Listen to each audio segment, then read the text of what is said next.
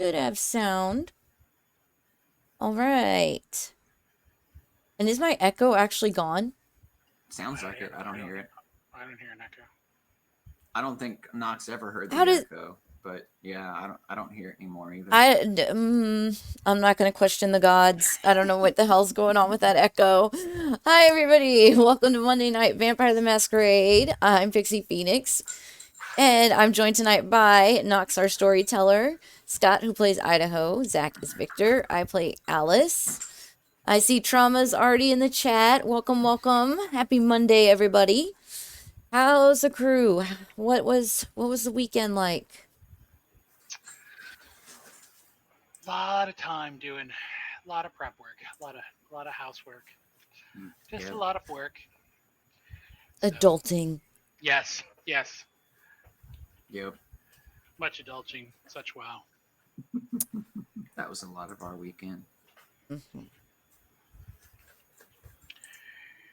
What do you We want? took Friday to go see Doctor Strange.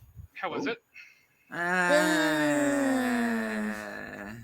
That good, huh? Yeah, that good. I mean, it coming after Shang-Chi and Spider-Man, it was just like. No, of course, no spoilers, of course, but yeah. I'm not gonna spoil it for you, but yeah, I had some big problems with it. Mm. Yeah, I'm not in a hurry to see it. And we're one of the ones that are like caught up on everything. We've seen everything Marvel. We've seen all the series, all the movies. So it's like we're caught up. You know, we've seen all the reference material, and it just kind of seemed like kind of dropped the ball on this one, especially when it seemed like they could have done so much more. Like they had. I just walked out with a lot more questions than I usually have for a Marvel film. Yeah, and a lot of those questions were, why? Oh. So I don't know if this will answer that particular question. But so because of and I haven't seen it yet, but I kept up a lot on what was going on with the movies in production. Mm-hmm. So it was supposed to come out before Spider-Man. Yeah, and so they had a whole bunch of different issues with because of COVID, because of reshoots, because of the timeline. Movies got juggled around. Apparently, there was a lot there. If you, I have heard repeatedly on Twitter from people who have seen it. I haven't seen it. I don't know. That if you basically if you go back and you see it a second or a third time, it becomes really obvious where the reshoots happened and where they basically had to be like, well, we can't do this right now, so so they started juggling things around. But even with knowing that, like there are a lot of things they could have done better. And it seems, and I'm not going to say, I'm not, without giving too many spoilers, I'm just going to say the Illuminati. That's it. Once you realize who the Illuminati, once they reveal the Illuminati, I'm not going to say who they are, what they are, anything. But once they reveal the Illuminati, like they reveal them, and then that's it. Just leave it at that. That's but it. Yes. No, that's what I'm saying. I'm just leaving it at that. That's it. They reveal them, and then that is it. They're gone. Like that's it. There's no contribution is the problem. There's no contribution. Well, okay, so because that was spoiled for me a long time ago, and I'm not going to spoil it for anybody else, but that particular scene was shot specifically from a horror perspective. They wanted you to feel like there was finally a safe space, that you were finally, that the adults were in the room, that things were going to get taken care of, and when shit goes south, it's an oh fuck moment. It wasn't written to be for continuity or to, it was really written basically to be oh hey, look at that. No, it really was, and that's kind of one of the things that I think detracted from the movie, at least for me. It just seemed like they brought it was so much build up, just so much build up, and then just immediately well, yeah, but not gonna spoil it. But it was okay. It was worth watching at least. You know, I'm not gonna say it wasn't worth watching. Like, you know, definitely see it if you're invested in all the Marvel stuff. You're gonna get stuff out of it. But it was definitely did not come out of the theater in the same frame of mindset that I came out of Spider-Man and Shang-Chi with. Like, Shang-Chi and Spider-Man were just both like really great rides from beginning to end, and Doctor Strange just seemed like, okay. Yeah. Yeah. Well, Marvel's never been the same since they fired Lou Ferrigno from playing the Hulk. So. which is. I'm glad I hadn't started drinking yet. Which is, it's funny that you should bring that up, because the original storyline around which the Illuminati played the biggest part was World War Hulk, where the Illuminati all got together, decided the Hulk was too dangerous, and shot him into space, and eventually he came back and fucked every single one of them up. Yep. Wow, that sounds like a great movie. Yeah, and that was kind of the thing. Everybody really was hoping that was what we were going to be getting, but it appears Thor Ragnarok kind of led that way, and then didn't do it all the way. Yeah, but the other Thor Ragnarok is kind of like what World War Hulk looked like. I'm done with Marvel. I'm done. Okay. Anyway, sorry, we spent 10 minutes talking about Marvel stuff now. No more Superman for me. Sorry. We need to get on topic. All right. So, welcome everybody to our Vampire the Masquerade 5th Edition Chronicle, Philly by Night, session 55. Starting to creep up there. All right. So, let's do a real brief recap for everybody from last week, or at least the end of the night from what happened. The members of the coterie left Idaho behind the bar at the Beacon. Well, that's dangerous. Due to staffing shortages after what happened with Ruby. Heading with Vic to meet his daughter at the Dissolved Girl. The trio of Michael, Vic, and Al descended into the club, where they each kind of split off with their own agendas. Michael ended up at a high-stakes poker table high-stakes blackjack table, playing blackjack with a who's who of local politicians, state and federal, as well as Genevieve, the Northeast Anarch Nosferatu, where he was moderately successful, and also got exposed to how many of the patrons of the club pay their debts when their bank account falls short.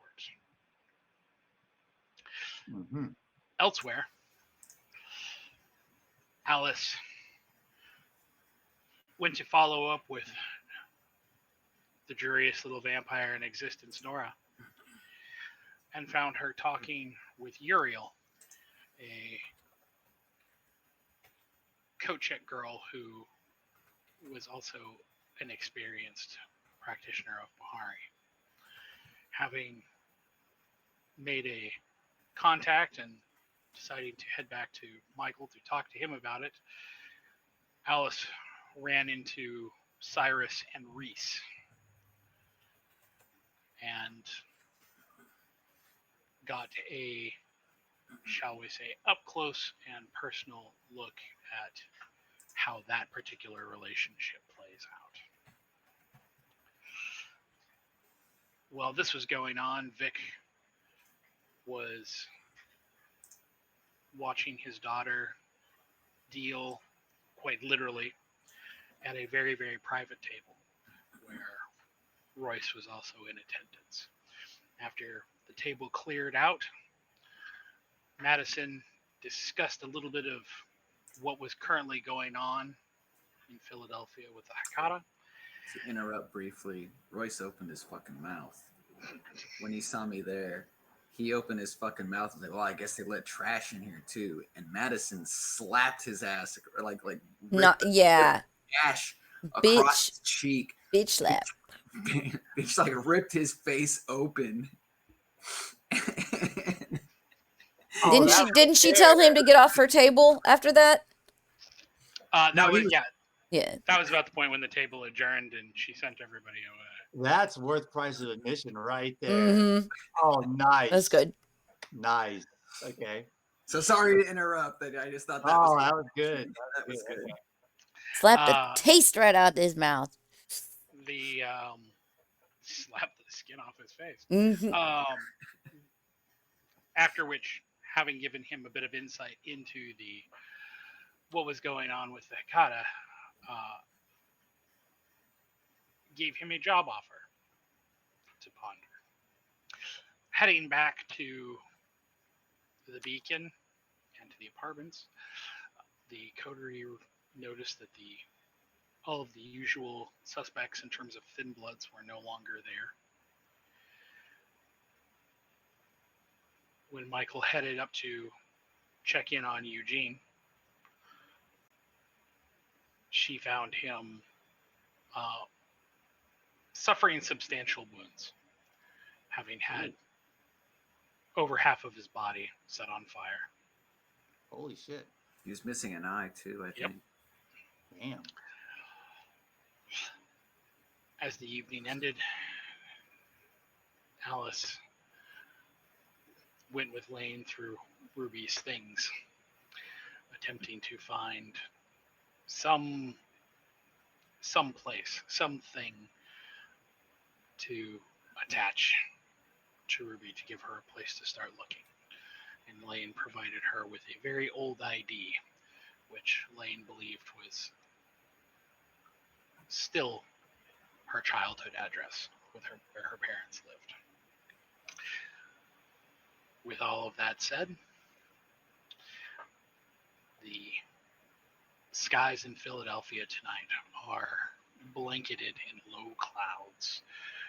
Storms are roiling through, kind of dropping a giant blanket of moisture and then stopping, only to drop another giant blanket a little while later. It is keeping most people off of the streets. Not everybody, but anybody who's smart is attempting to stay off the streets as much as possible. The air is humid. People are not enjoying the onset of summer. And tensions with everything else going on are running a little high. With this all firmly in mind, Al, you wake up before everybody else. So when you wake, what do you do? How do you start this evening? I'd probably be researching the address that I found, plugging it into maps or whatever, get an idea of where this is. So this is not terribly far from where the old Duskborn community was. It's not terribly, it's not too much farther out. It's about, I'm going to ping it on the map. Okay, yeah, it's kind of out there. It looks like it is not actually a house or even an apartment. It looks like it's maybe like a mobile home or pre-developed home lot. Just say it. It's a trailer park. I'm from the trailer park, so I know you try to be nice about it, but So, however, it does look a little bit nicer. It looks like, there's fences up. There's, it looks like there's some landscaping that's going on. Not all of the vehicles there on the streets are pickup trucks. Gotcha.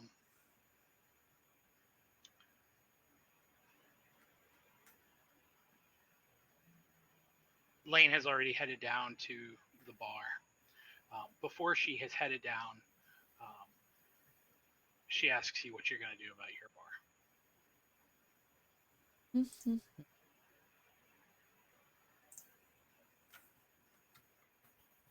Where's Robin when you need her? Robin's working her own bar. Well, that would be my usual answer. So Yeah, you could theoretically put Rhea on Robin's bar and ask Robin to run your bar. yeah, I'd probably check in with Rhea and see if she already has plans. I obviously don't want to step on toes. Well, normally Rhea is Lane's bar back. So okay. So you're talking about splitting them up. Yeah. So this is okay. Yeah. We could do that. When you bring it up to her, Rhea is a little hesitant about it. She's kind of like, I mean, sure, I can do that. I got no problem handling Robin's bar. And she goes, I'm sure Robin, she could probably hang at your bar. It's going to be a slow night. She goes, I feel a little uncomfortable asking you this with everything that's going on. She says, we're going to need to talk about getting more people in here. Oh, we know. And it was in the works before everything at Elysium went to shit. Things just, a lot of high drama, put a lot of things on hold. So yes, there will soon be a club staff meeting, and we are going to address this. She's like, I wasn't trying to. I know what happened. No, you're fine. Goes, I'm really sorry. I just.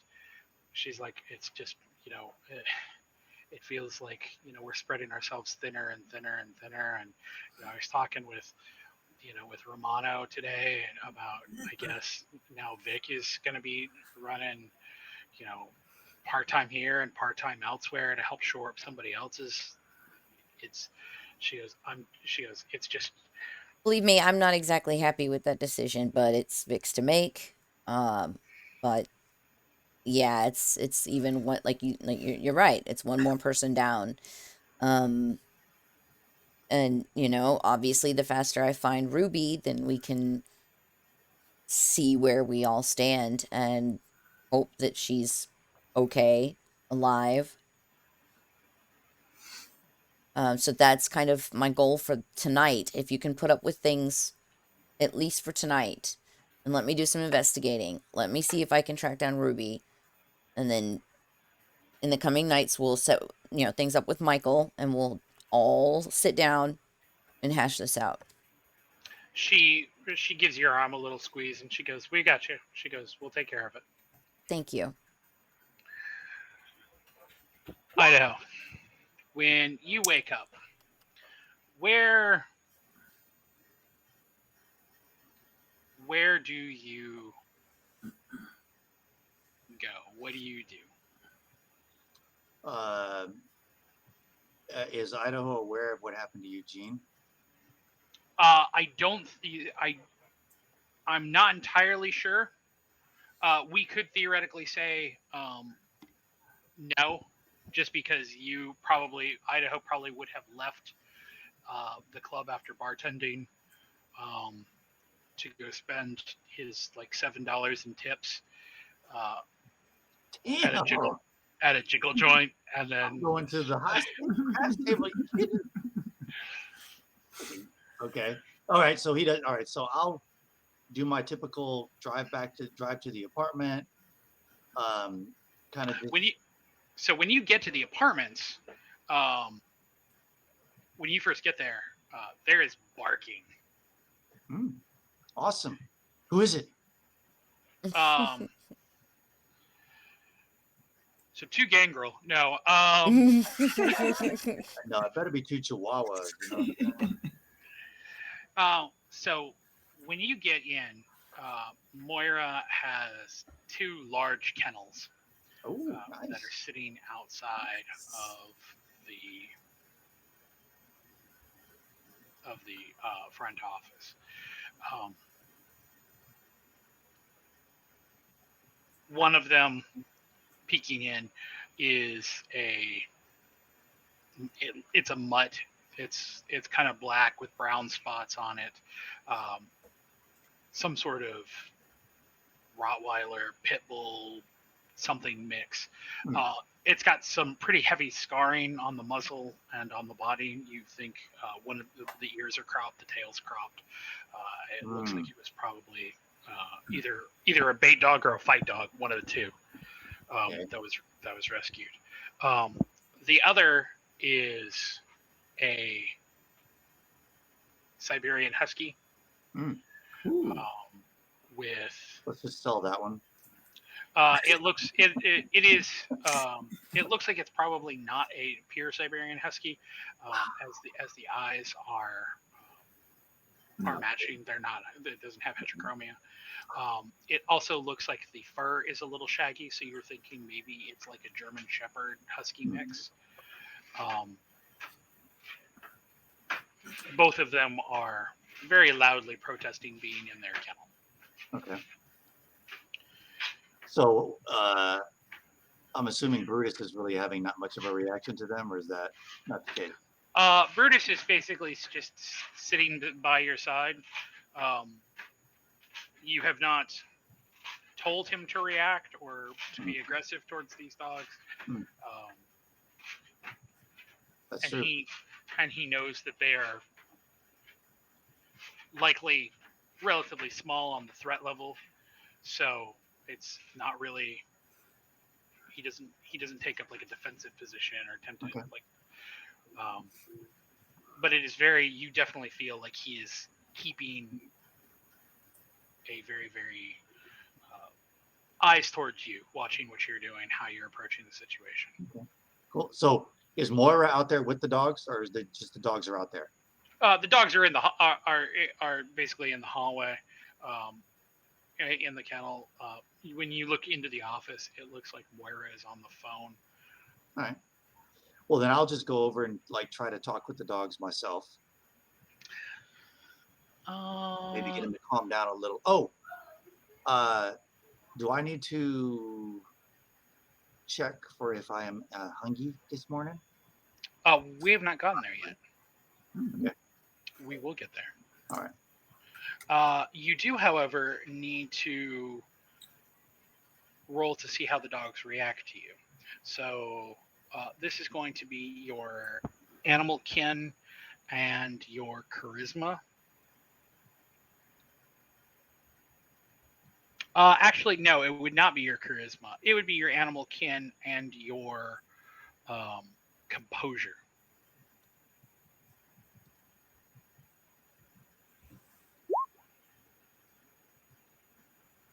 Nice. Maybe. Do you want to spend a willpower to increase that roll? Sure. Or Yeah. Let's. Oh, I forgot. Can I do that from the sheet, or do I need to manually do that? You can do it from the sheet. Right underneath willpower, there's a WP reroll, and then you can specify the number of dice. Why am I down a willpower, Senior GM? Because you just decided to reroll. No.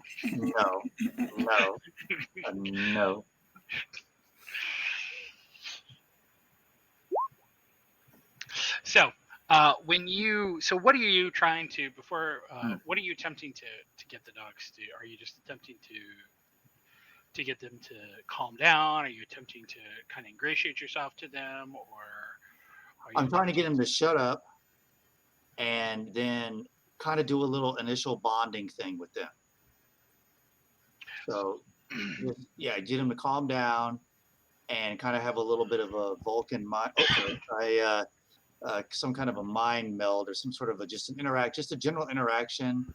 Get them to relax, get them used to me, and just try to communicate with them a little bit to relax and chill out. So when you go over, this is about the point in time when Brutus actually starts to respond a little bit more. And there is a bit of an incident where there's definitely some dominance play going on here, which is frankly very one-sided in Brutus's favor. But once he's kind of gotten them cowing a little bit, they seem a little suspicious of you, not without reason. To you or to them, you are very much a dead creature.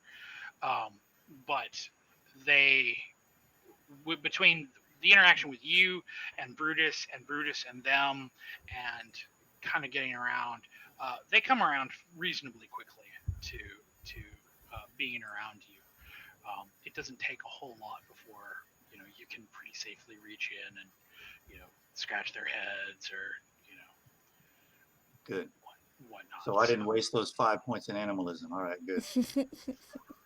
Not yet.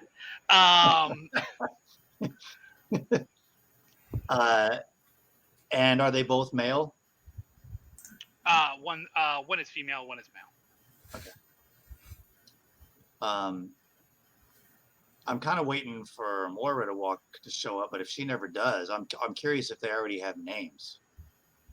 I mean, they can be whatever. Yeah, no, but I can talk to them too, right? You could talk. Yes, you could indeed talk to them using your animalism. Let's go for it. All right. It's been a long time since we've done this. I think it requires 4 rouse checks. Of course it does. Feral Whispers lost 2-way communication. A cat might not be interested. So okay.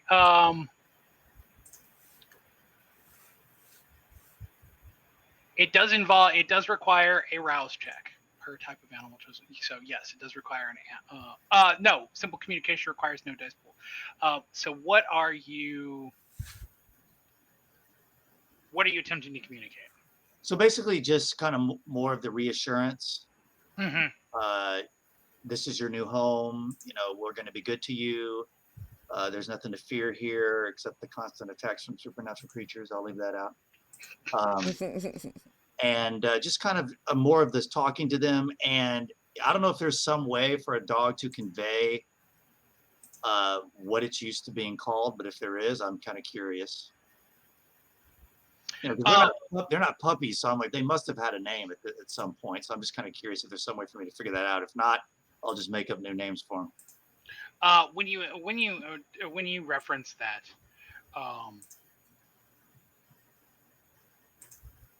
the pit mix, which is a male, kind of does the dog head to the side thing.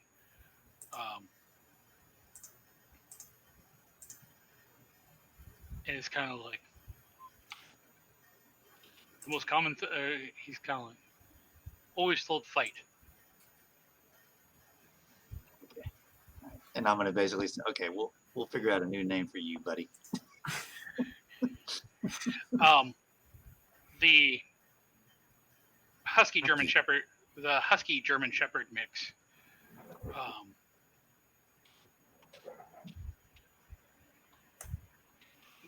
In a very, very prissy voice, is like,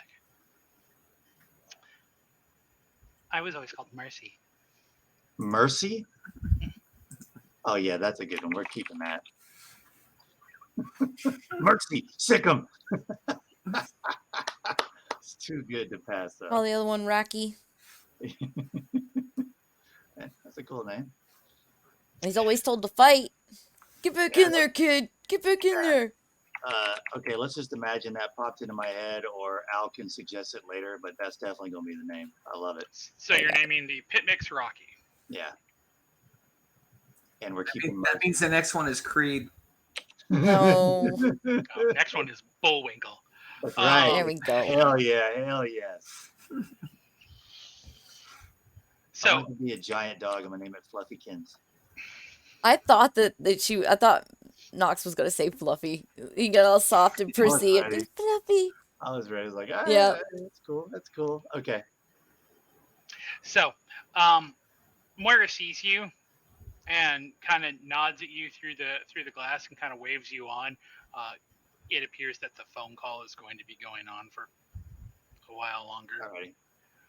So, what are you going to take the dogs with you, or are you So are you going to take them back to your apartment and blood bomb them now, or are you going to leave them there for the time being? Or So that's why I asked about the rouse check, because if I'm going to blood bond them, I assume that's going to increase my hunger.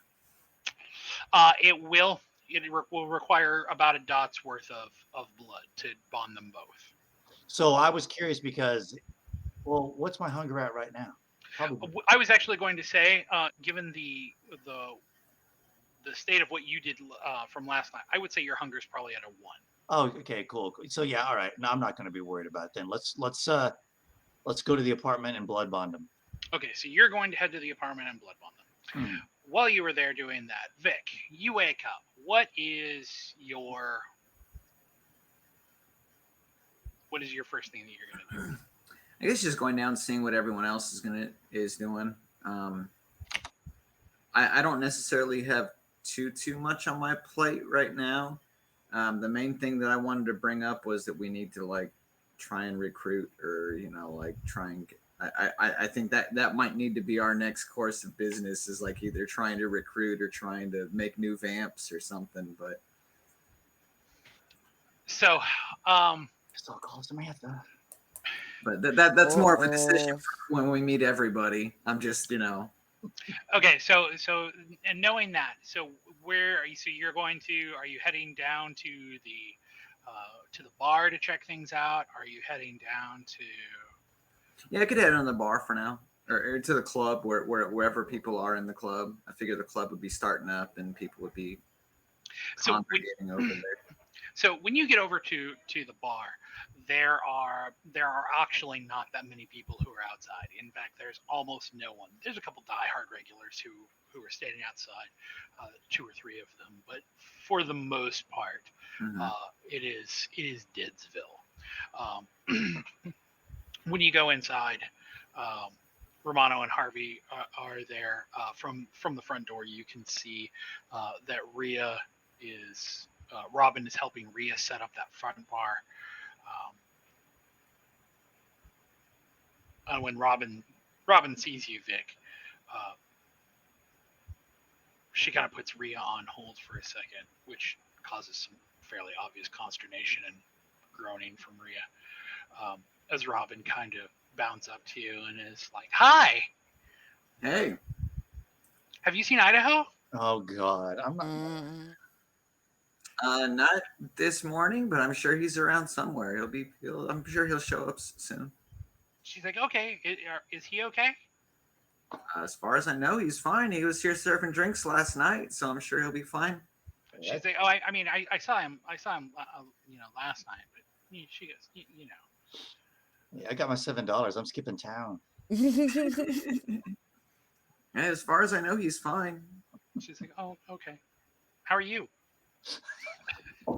Doing okay?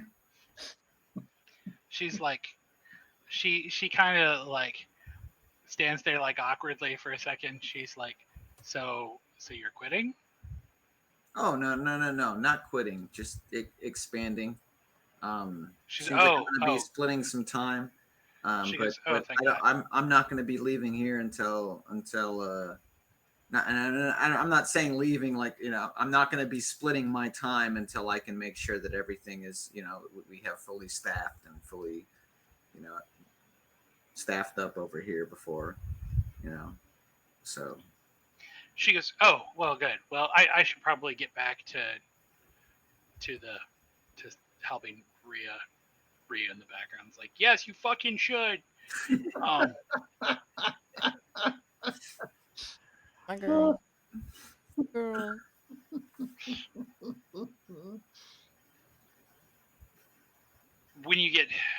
When she walks off, both Romano and Harvey are snickering. And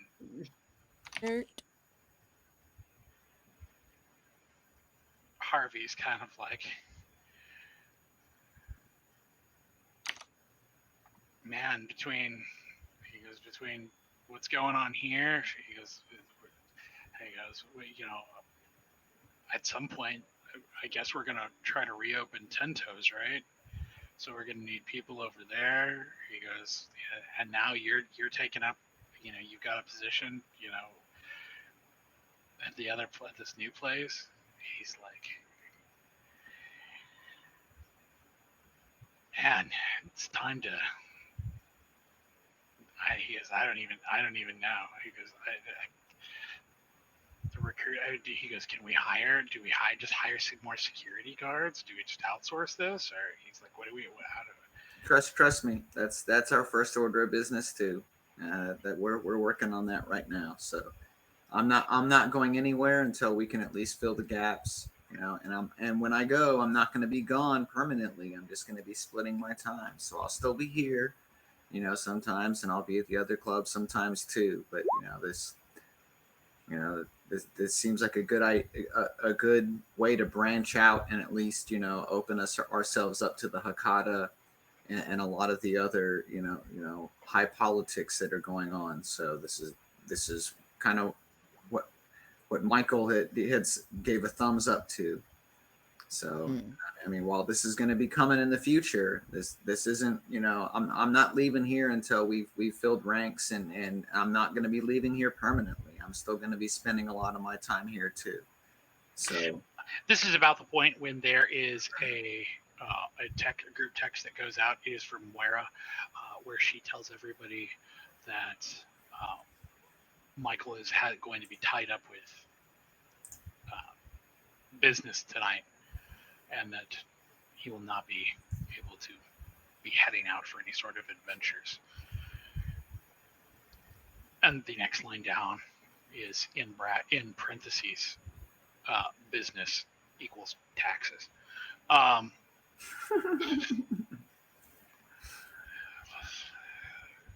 So at about this point, it'd be about time for everybody to come together. So where would everybody be meeting? Idaho, I'm guessing you're going to be bringing all of your pack with you? Well, not to the club. And that was what I was going to say is, so where is everybody going to converge and meet? I can finish my blood bonding and then head to the club or whatever. Okay. Whatever we need to do. And I'm already there. Yeah, I think Rick and Al are already over there. So I'll just finish the blood bonding and basically let the dogs kind of get to know each other. And because the whole idea of having them is to protect the apartment, I thought. Oh, they're your dogs. It's whatever you want to do with them. So what are you telling them to do? To get to know their new home. The apartment is their new home. There are people that live here. I'm sure they can tell who lives here by their smell. And this is the home, and protect it. Okay, so are you leaving them inside of the old apartment? You're in Kai's old apartment, or are you just leaving them inside the apartment building to kind of roam? Yeah, they can roam. Okay, because my assumption is once I blood bond them, they become much more behaved, kind of like the way Brutus did. Yes. So with time, yes. I mean, if it's too premature, I don't want to just leave them free to wander around. But if it's okay, I was going to just let them wander. Yeah, you could probably pretty safely leave them in the apartments with, even though it is an immediate blood bond with nominal orders, and expect them to be followed. Okay, cool. And text me if anything happens. Can you blood bond this cat? This cat down here. So where do you all meet? I guess in the office. No, well, the office would still be, or the meeting area of the club that we normally meet up at, that would still be open, even though Michael's not there, right? I mean, it wouldn't be in Michael's office, but like wherever the green room, office, green room, yeah. Yeah, you guys could meet in the green room. You guys could meet in the conference room. There's any number of different places. You guys could meet at a booth up near the upstairs bar. I mean, there's any one number of different ways for places for you guys to meet up. Yeah, either of those are fine. So, having met up, what is your order of business tonight? Knowing that Michael is not going to be here, is not going to be. I guess this is where kind of an out of game question comes into play. Sure. I know I've been a vampire for a while. I think I was post 9/11.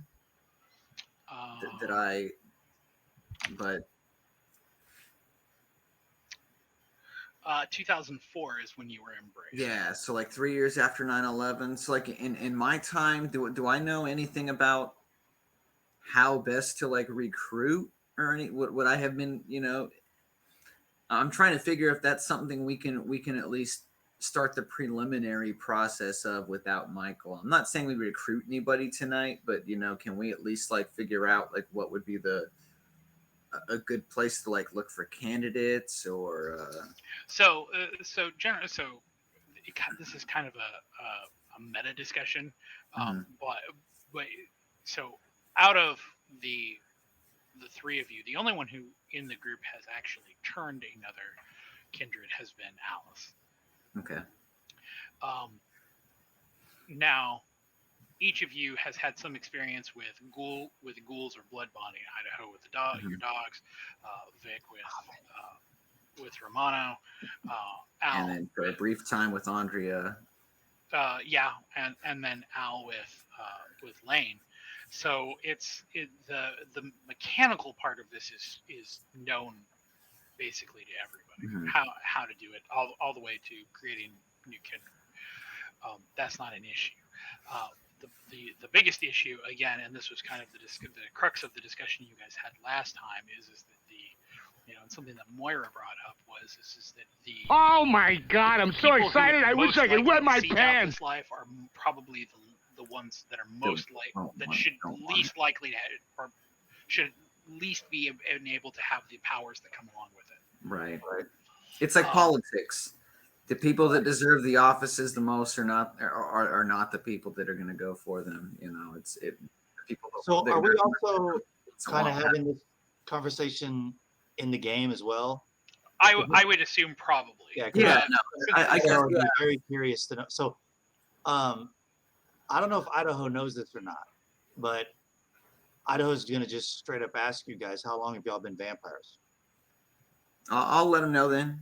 Since 2004 for me.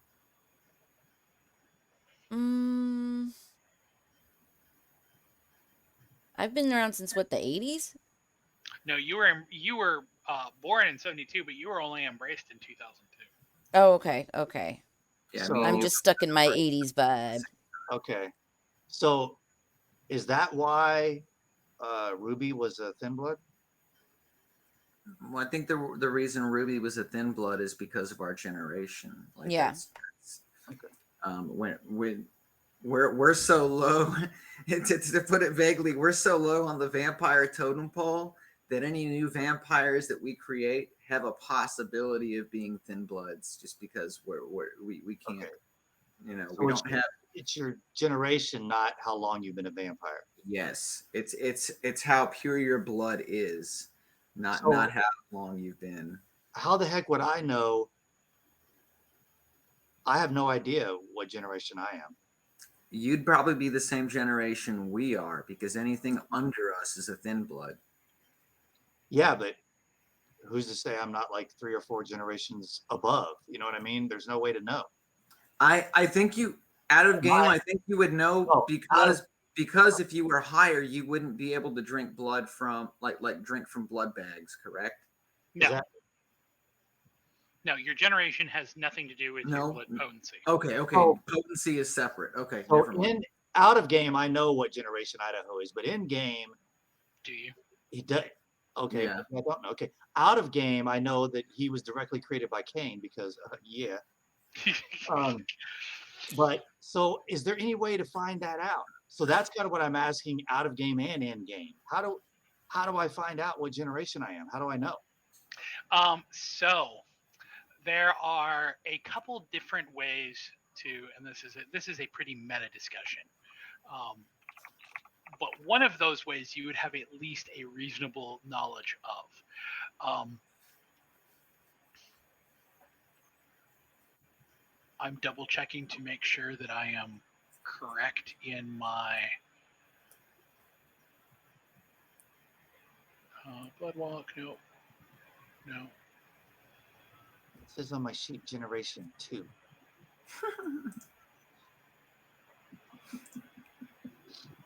First generation. I'm Cain. Yeah. I'm Cain. I'm Cain Jr. He named me Abel for some reason. I'm not sure if that's a joke or what. I don't know. So you would know, since you have done something similar to this, that there are rituals that are available to Tremere or those who practice blood sorcery that can discern many different qualities about a kindred's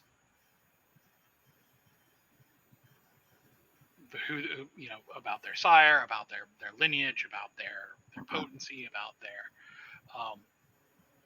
so you definitely know those are things that are that's one way to do it. And of course the other way is to be somewhat assumptive of the previous vampires. So if you found somebody who had any sort of information about your sire, actually knew them, Yeah.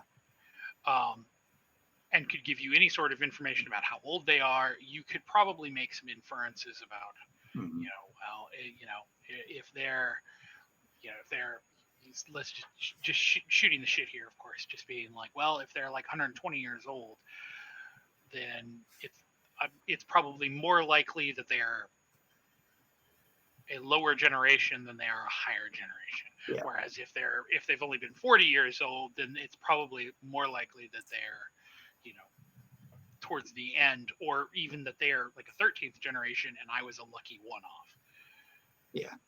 Okay. So, I'll have to talk to Eugene sometime and see if we can figure that out. But until then, I mean, if we're going to make new vamps, wouldn't it be best for Michael to be the one to do it? Or do we want Thin Bloods? I hate to say it, but Thin Bloods may not actually be a bad idea. I mean, if we're looking for staffing and we're also looking for, Thin Bloods wouldn't necessarily be a negative.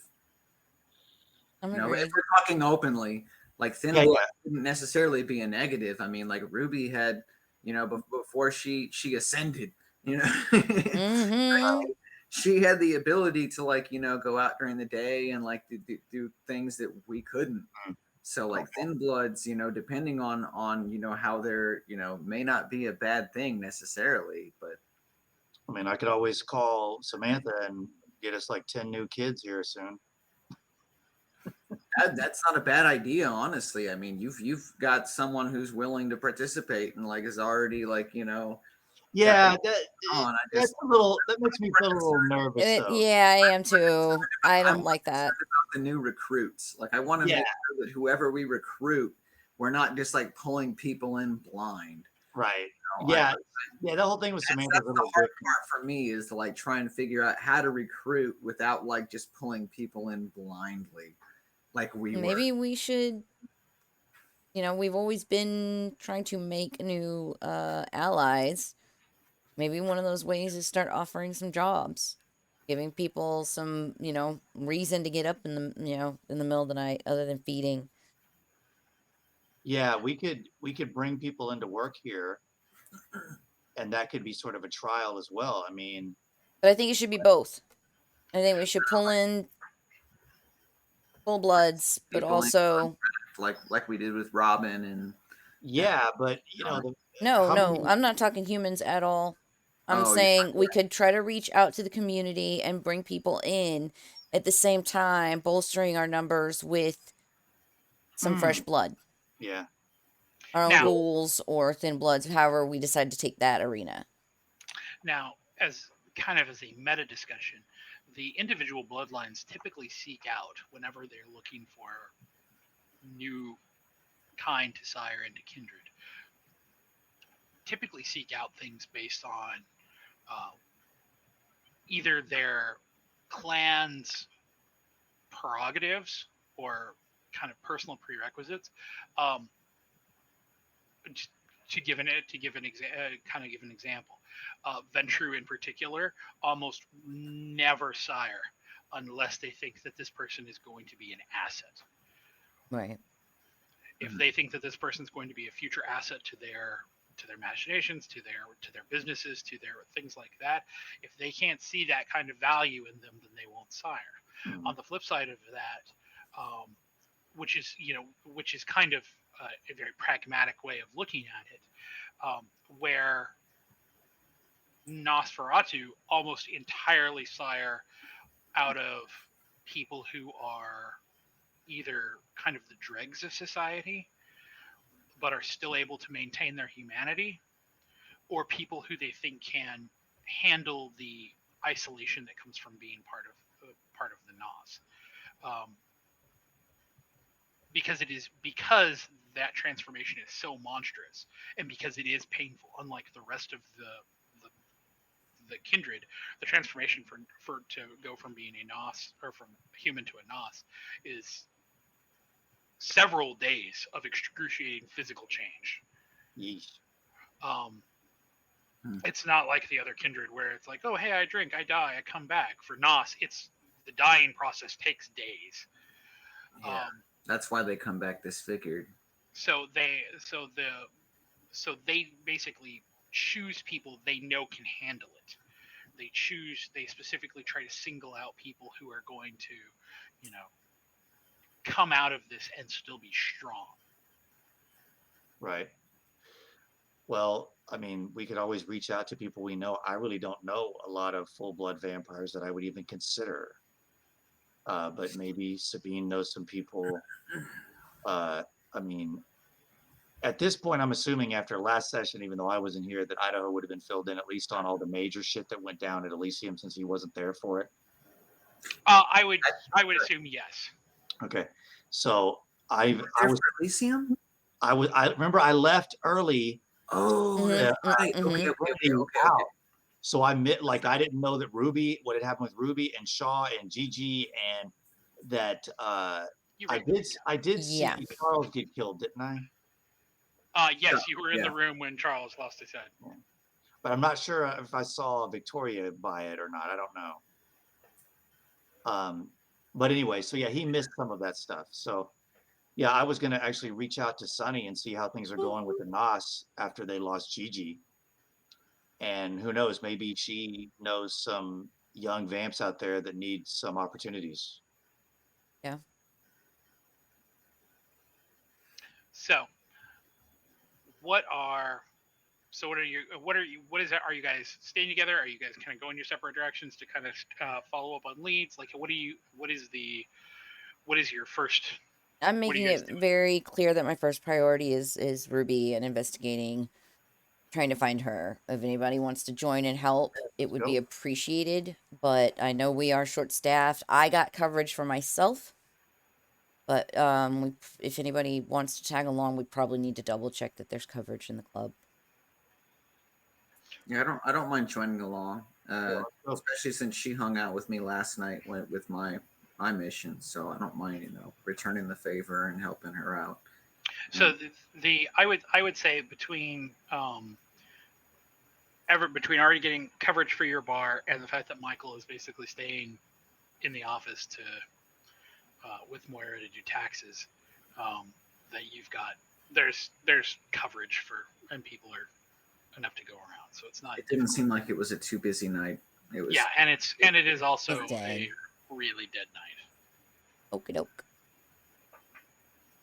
Cool. So, my only lead at this point is an old ID, which it would appear that it could be her childhood home, maybe. But we're gonna have to head north if we want to check it out. All right. Who wants to drive?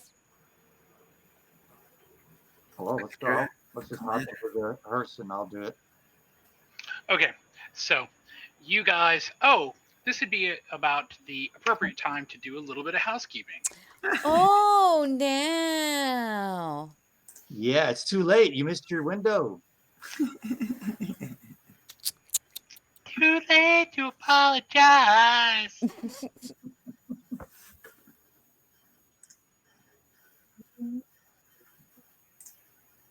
Ooh, yes. All right. No one's hungry. I was going to say, it's the first time in a long time when everybody's kind of gotten out of bed and nobody wanted a snack. So Didn't say I didn't want one. I just say I don't need one. Yeah. I'm at a 2. This is pretty crazy. This is pretty risky. So you guys pile into the curse and head. Excuse me. You guys pile into the hearse and head north. As you guys drive through Fairmont,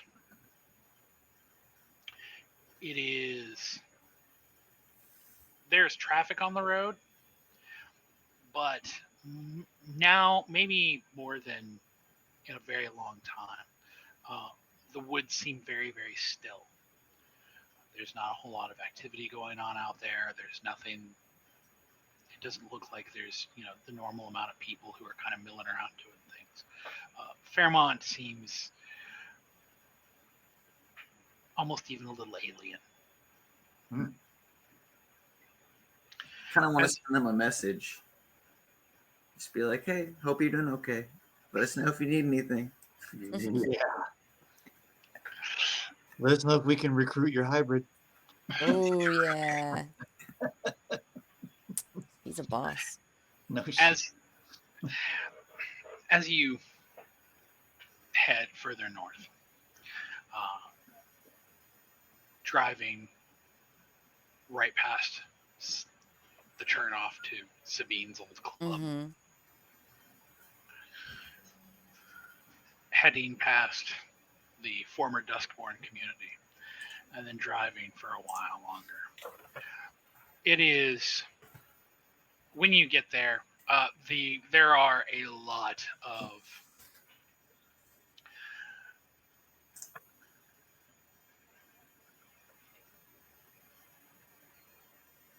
windows that are dark in the community. There are some people who are sitting out on porches, but it is a very, very quiet night, which is probably at least somewhat because about 5 minutes before you guys pulled into the trailer park, it started coming down in sheets. So when you pull up in front of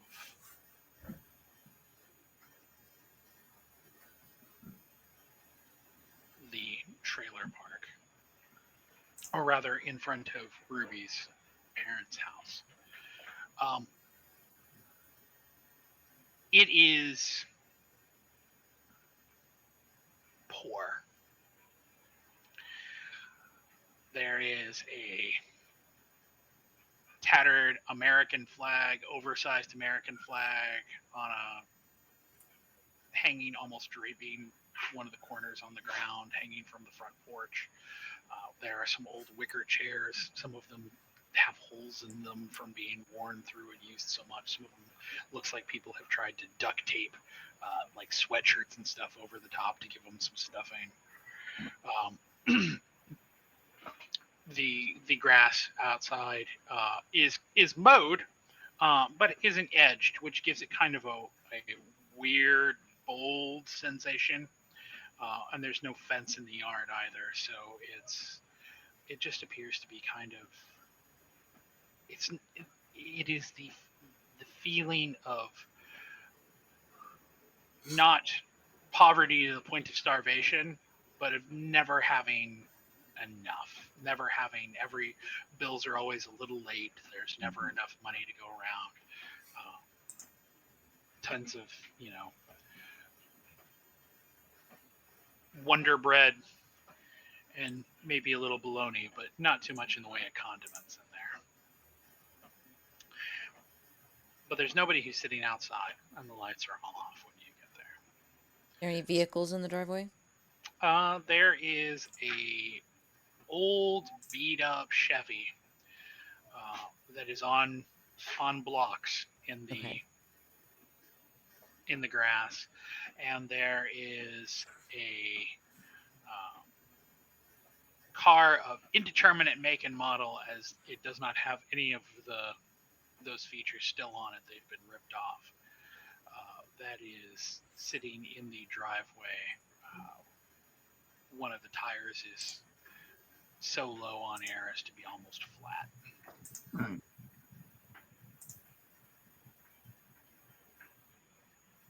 Okay. I guess I'll park as close as I can, considering the rain. There is nobody outside who appears to be watching. There's not even really. I mean, there's you looking down the street. You see maybe a couple people out on their porch or whatnot, but the rain is coming down so hard and so heavy that if anybody was trying to do neighborhood watch or anything like that, they're going to be pretty ineffectual. Yeah. All right. Well, I mean, is we'll just knock on the door at this point and see if anyone answers. I'll probably stay in the car. Yeah. Would you like me to go up there with you to the porch? Sure. I just figure someone big like me would seem imposing. Yeah. I'll stay out of the way for this one. I could be charming, or I could use my bloodhound to try to pick up some Exactly. stuff. So we'll see. So when you guys get to the house,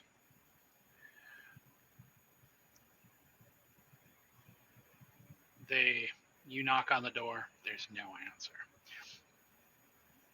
Idaho, you smell something, but you can definitely smell that there are humans here or were humans here. But there is something strange about what you're smelling. You can smell people, but it is almost a hollow smell to you in your nose. It is almost as if you are smelling people, but you're not able to actually pick up on their resonances or their flavor. It's like smelling a jar or a container that has had food in it that doesn't have food in it anymore. Oh. Okay. So I will sort of convey this to Alice. My interpretation, without knowing any more, is that I'm probably smelling people that are borderline nutrition deficit, or aren't in there anymore. I don't know, but that's kind of what I'm smelling. But I'm not smelling any supernatural or vamp or anything, right? Can I? Not that you smell, no. Now, it's also, so 1 second, Al, it's also worth mentioning, Idaho, that you are having some amount of difficulty smelling because of the rain. Between the rain and the humidity and all of the tree fucking that's going on and kicking up into you're picking things up, but it's basically like trying to do it through a filter. Yeah, I just assumed the fact that I can't smell any vamps means I can't smell any. It doesn't mean there aren't any there. Right. It just means that I can't smell any right now.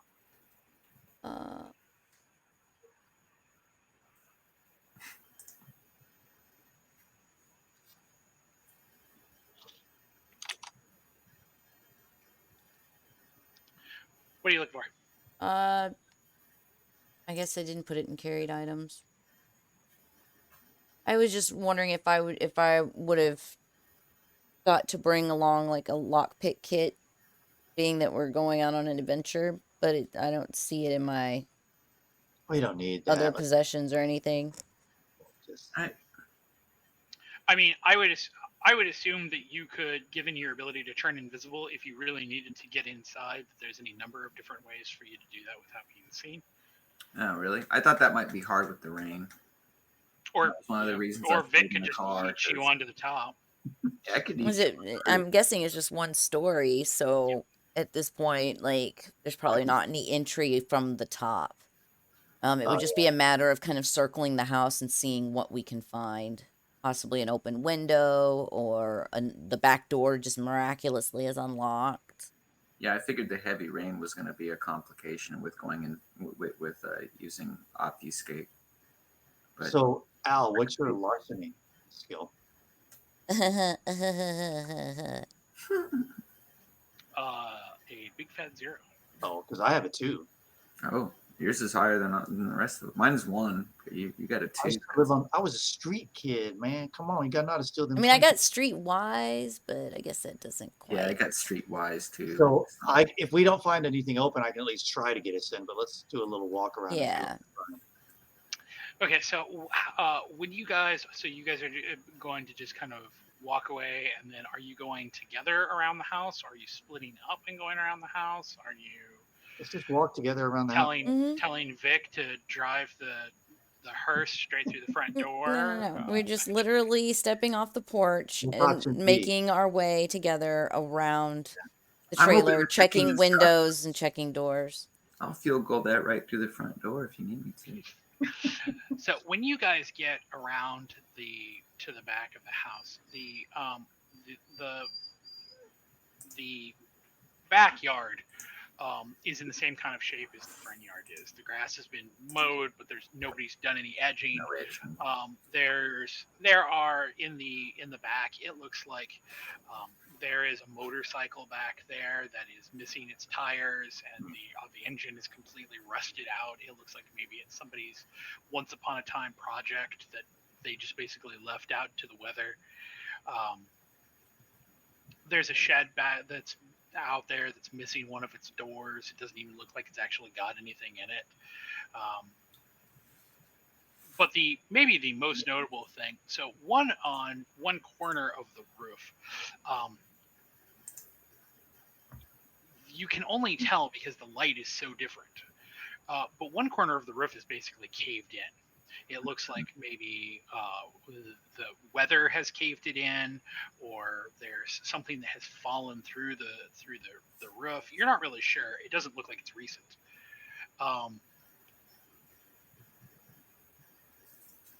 But there's basically a room that they've just kind of let go to rot.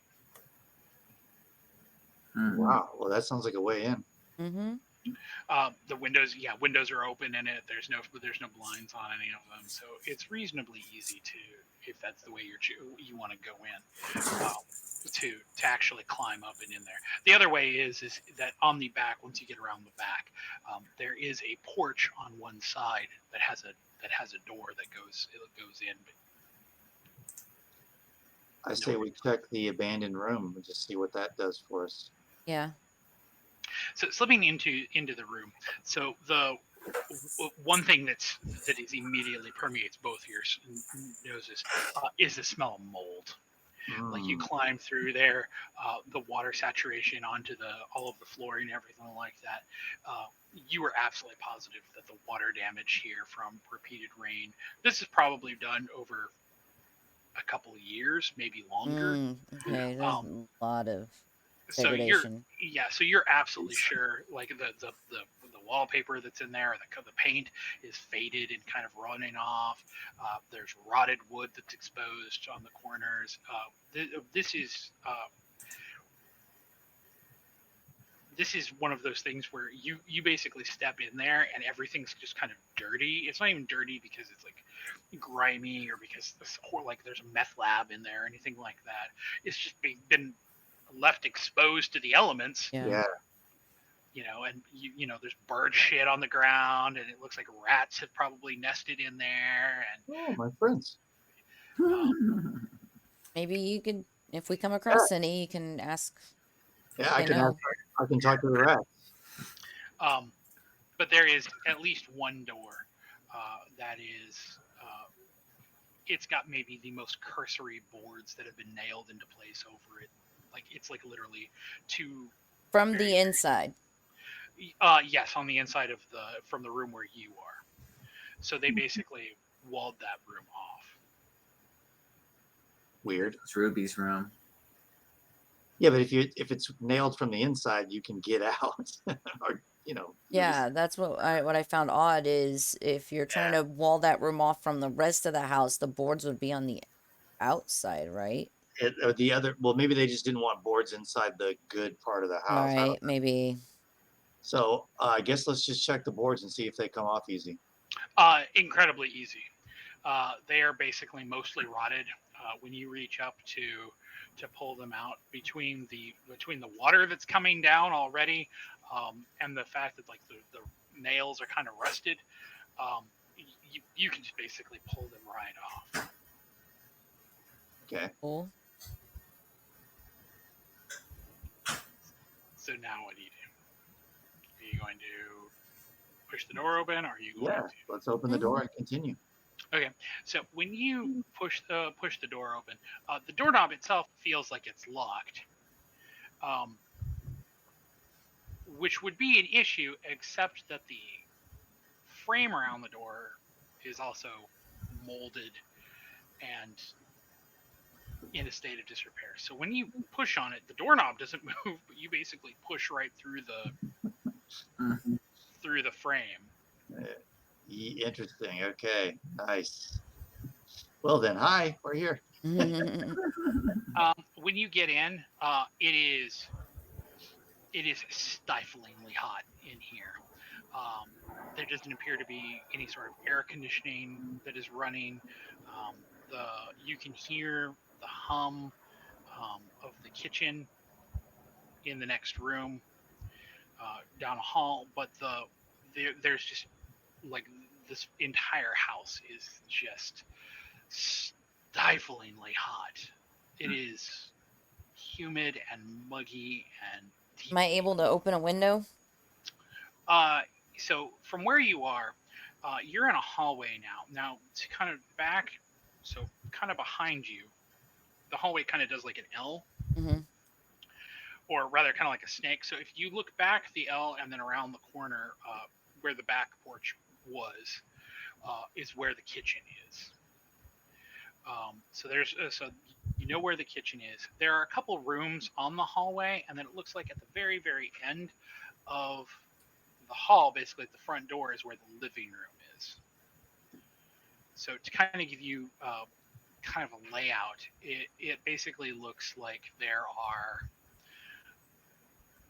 here. I can draw. I actually have drawing tools here.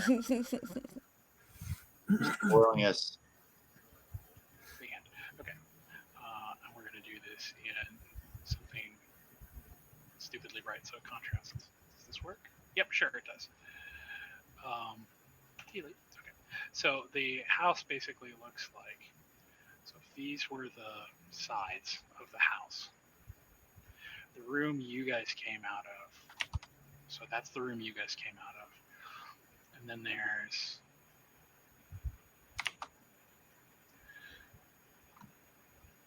some rooms here.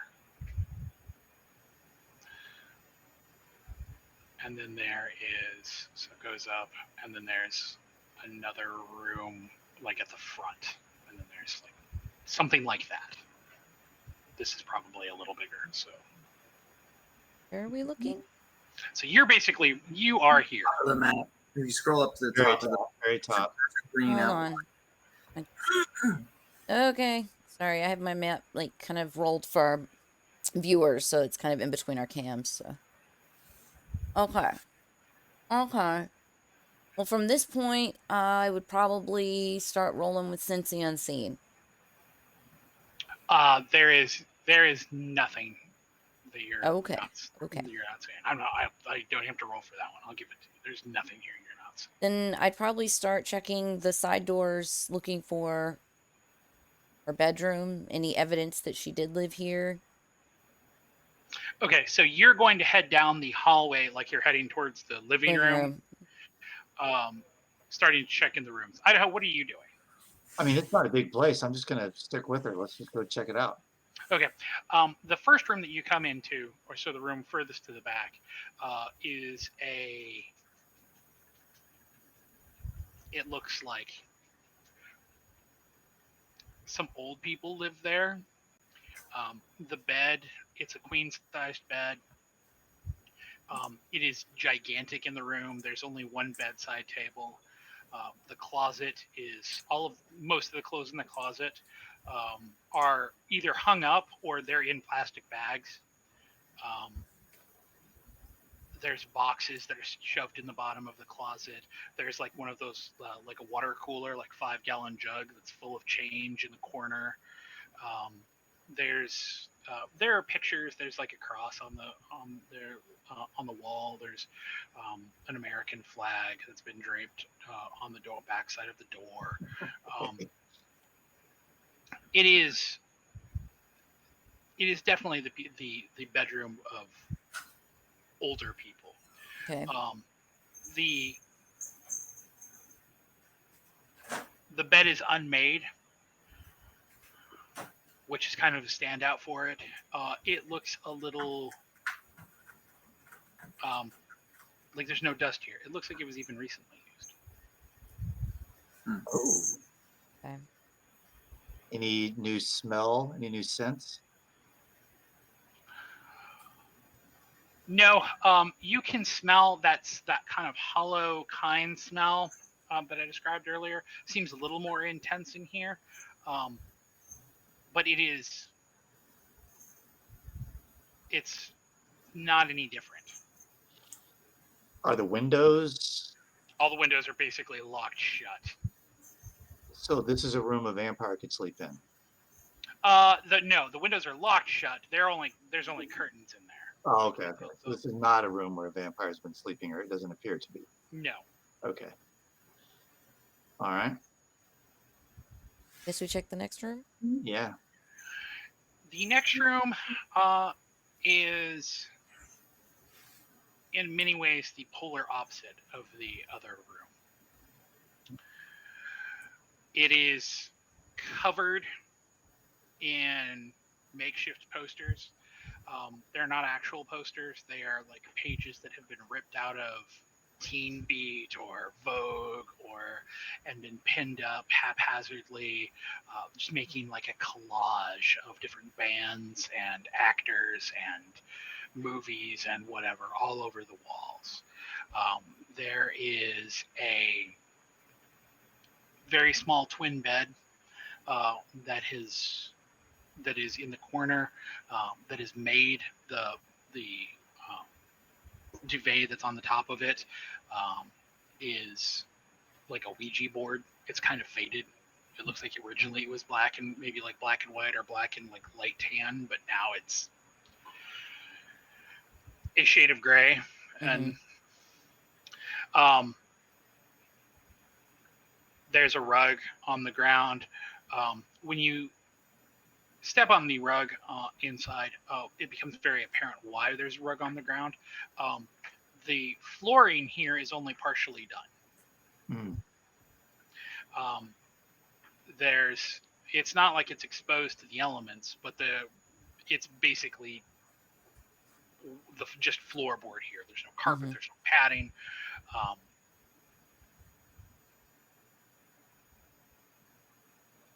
And it is all covered. There's a radio. There's like an old school boombox with CDs and tapes and everything like that. Everything here has kind of a fine layer of dust. Yeah, I'm guessing this was her room. Sure seems like it would be. But let's look around and see if it looks like the room has recently been visited. There is from what you've seen so far. Well, okay, let's make this a roll. Idaho, roll your wits and investigation. Oh. Which is just so huge. Al, what's your wits and investigation? Maybe you should check. I have 1 point in investigation. Wits is 4.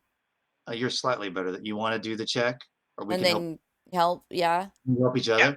Yeah, you can do it and get a +1. Okay, so wits and wait, no, cancel. Here, investigation. You said wits. Yeah, wits and investigation, and you get the 1 for help. Oh shit! How are we gonna handle that? What the fuck? You ate the room. Al, wow. I guess. Wow. I just went on a rampage missing her. I'm like, why can't we find anything? And you find something after you destroy the room. Right. It's funny because that is basically exactly what happens. Oh, damn.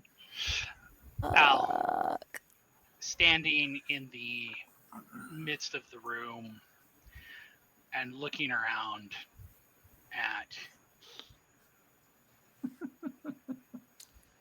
where Ruby came from and this just squalor. And you think of her, you see her in your mind's eye, you put her here, and you think about the last time that you saw her saving you, and the last time that you saw her with those jet black eyes, and the emotional rush surges through you, and your beast comes out as all of the voices in your head in the cobweb start to sound like her voice,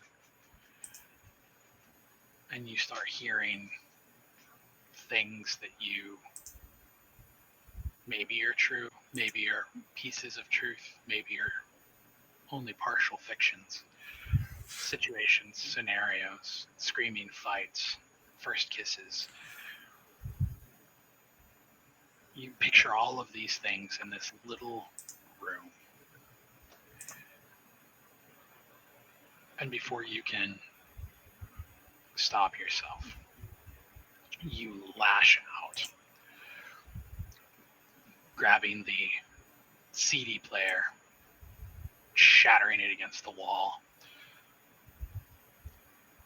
throwing the bed, just destroying, just lashing out brazenly, and just trashing the room.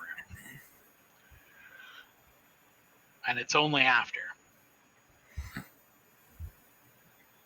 when the damage is done and there's the wall, the exterior wall is now damaged. You think that maybe you broke some of the beams in the support there, that you finally come down and the absence is there again. Idaho, what do you do when the beast takes over and she starts to lose her shit? Do you back away? Do you attempt to... I mean, I'm assuming it's relatively obvious that it's an emotional rush because of what's going on with Ruby. So I am going to just back away. I would imagine that if I felt threatened or if it didn't stop after a while, I might try to do something, but I'm assuming that doesn't happen, or does it? No, it's like a storm. It comes and it hits really hard, and then it subsides. Yeah. And leaves you, Al, a little hungrier than you were before. But did Al find anything, or was that's it? No. The only thing that Al would be able to tell you beyond any shadow of a doubt is that if she came here, if she went into that room, she certainly didn't touch anything. Well, I guess and this must mean no one's here, or surely they would have come to see what the hell was going on. So let's just check the rest of the house. So do you get two go together, or Idaho, do you... And not much left to look at. Let's stick together. Do you go with him, Al? Yeah, we're, I guess, heading to the back of the house. Yeah. So you're heading to the back or to the front? Well, with whatever the living room. The part we haven't seen yet. So when you get to the living room, it becomes very apparent what that smell was. There are two elderly people that are sitting on the couch. They are both dressed in their Sunday finest. They have been posed with the man's arm around the woman's shoulder. They are sitting stock straight on the couch. They have both been completely drained.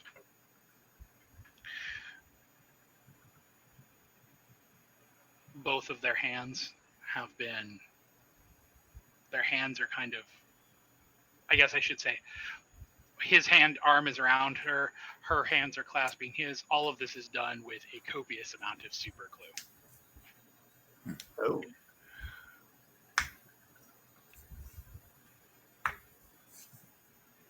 But perhaps the worst part about it is that both the man and the woman are missing their eyelids and their lips, giving them a horribly, horribly grotesque kind of rictus. Yeah. And is there literally any evidence of who was here?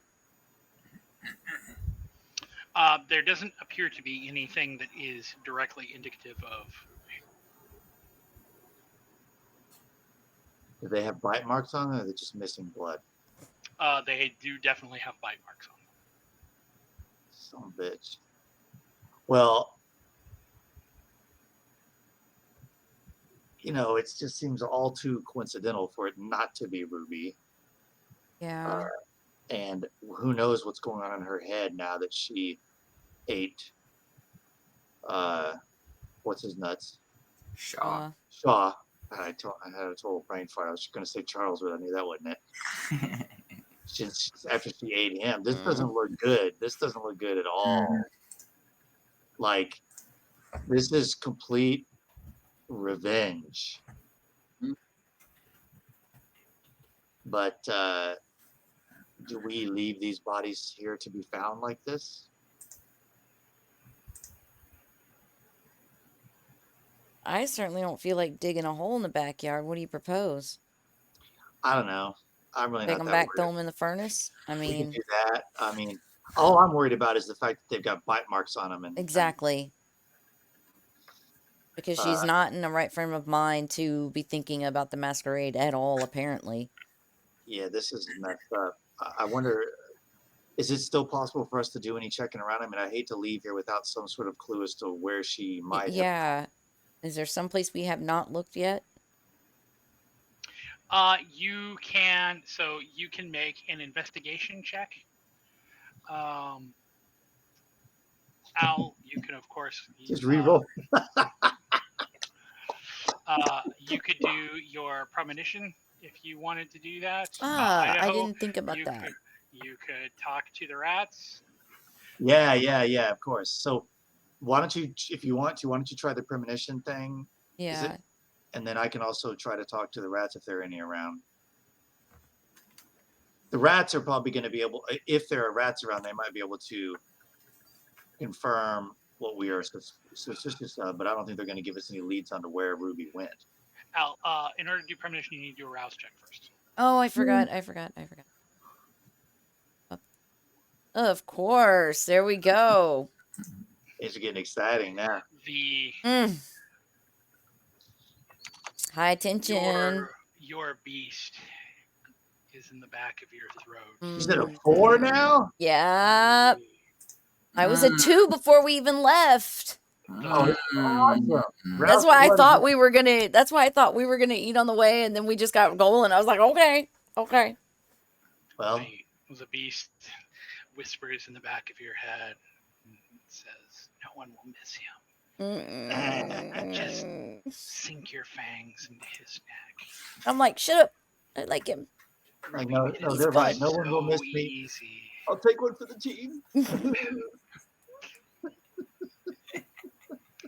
Yeah, I'm gonna look at Idaho and be like, man, things are getting rough. We need to wrap up and definitely GTFO. Okay. Well, I would like to see if there are any rats on the premises. Yes. Or actually, what happened with the premonition, though? So you need to re-roll your premonition since you're Is hungry. it? Oh, Yeah. that's right. Now you're at a 1 and a 4. Woo! No, you need 4 hunger die. Oh, because it reset white, it. Okay, one okay, hold on. I'll hit it from up here. Oof. So Man, I'm you, rolling for shit tonight. I would actually have said you that critical rolled really amazingly earlier. Mhm. So so what do you touch in order to latch on and for your premonition? Don't touch Idaho. One of the bodies. All right. So when you touch the body, actually, you know what? It's 8. It's about time for our bio break. Oh, bio break. Yes, yes, yes. So we're gonna come back to this. Touch the body, and it's been 8. It's time for bio break, and you start peeing yourself. All right, everybody. Well, we're going to take our bio break. Be about 10-ish minutes or so. Please stick around, and we will be back in a few.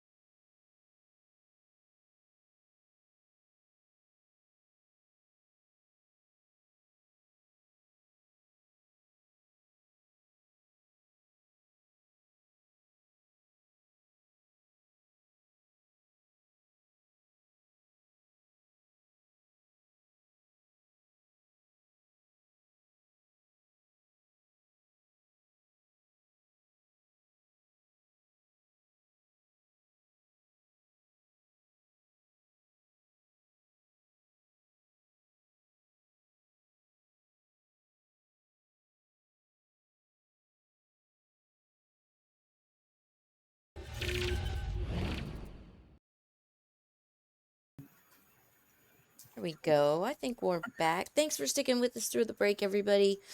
Thanks for joining us on the playground tonight for Vampire the Masquerade, Philly by Night. I'm joined tonight by Knox, our storyteller, Skot, who plays Idaho, Zack is Vic, and I'm your Alice. And yeah, we were getting into some deep shit. So, your premonition. Yes. It is when you put your hand on one of them, it is disconcerting. It is like watching time roll backwards.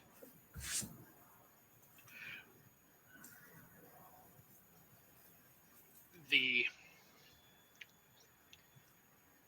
standing where you are, you watch them kind of mill around the house. They sit on the couch, they watch TV, and this is all happening. It's like once time has rewound, and then when it starts to unwind back forwards, it's like watching everything in fast forward. You see someone, they look up at the front door, they get up and open the front door, and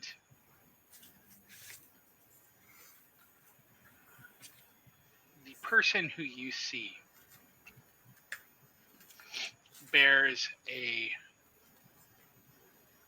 superficial likeness to Ruby.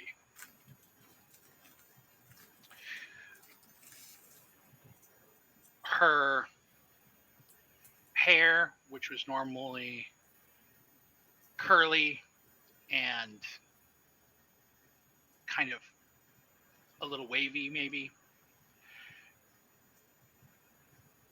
is slicked back and wet looking. It's still pink, but it's a much darker shade of pink, almost like a magenta.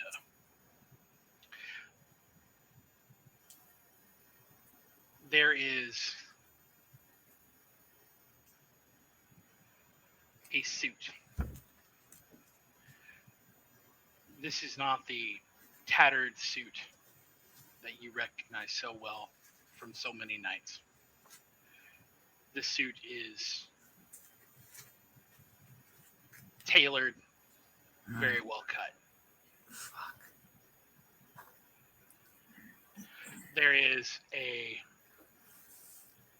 look of surprise on the elderly people's face. She, almost emotionlessly, shoves the old man who opened the door off his feet and kicks the door closed. The montage that plays out after that is just snippets. It is them crying, begging, pleading. It is Ruby, cold, nearly emotionless, as she uses a nail file to remove their eyelids and their lips before sinking her fangs into their wrists. She doesn't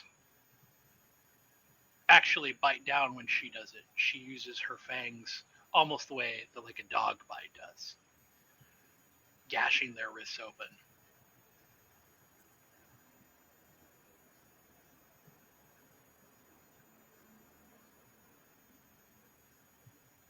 This was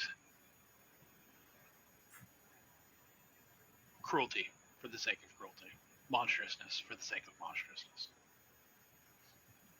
But as you are processing and unwinding, there is almost a second layer that goes over Ruby. it's almost like there is a shadow that is over top of her. And the shadows do not do the same thing that Ruby has so obviously done. And every so often, the version underneath seems to turn its head and snap as if it's yelling at somebody or talking to someone.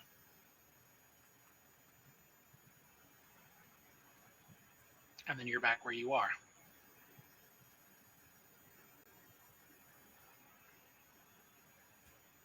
But you know now that Ruby did do this.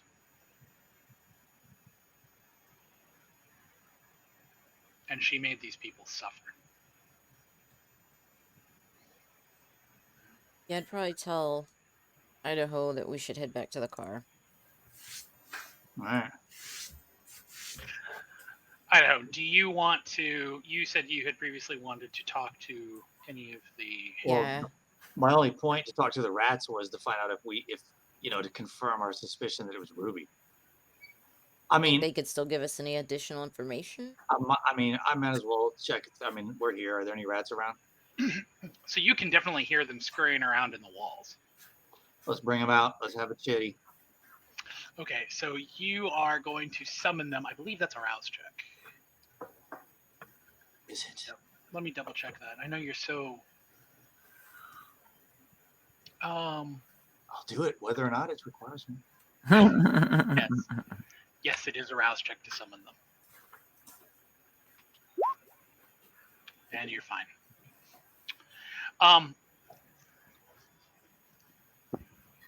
3 very timid and very thin-looking rats kind of creep into the living room and kind of poke their heads around, looking at you. They look very, very nervous. Mm-hmm. Okay. Well, I will attempt to calm them and also speak to them. I'm assuming since I can tell they are timid and nervous, they probably witnessed this thing happen. So I will sort of say, like, did you, you saw who did this? Did you see the monster or whatever? They nod, and they seem very, very anxious around Al. Kind of trying to skirt away from her. When you ask the question, they kind of nod in concert, and then they point to the room that Al trashed. Like something's in there? Hey, I'll ask them that. I'll say, is there something in that room? They shake their hands or their heads, and then they point at the bodies, and then they point at the room. Yeah, so you're saying that used to be her room. The one that did this. They nod. Did you see where she went when she left? 2 of them shake their heads. The third one just points to the front door. Okay, yeah. All right, I'm going to give him a little pat on the head and say, thank you. You guys be safe. The monster's gone now. It's okay. Eat those bodies before the police find them.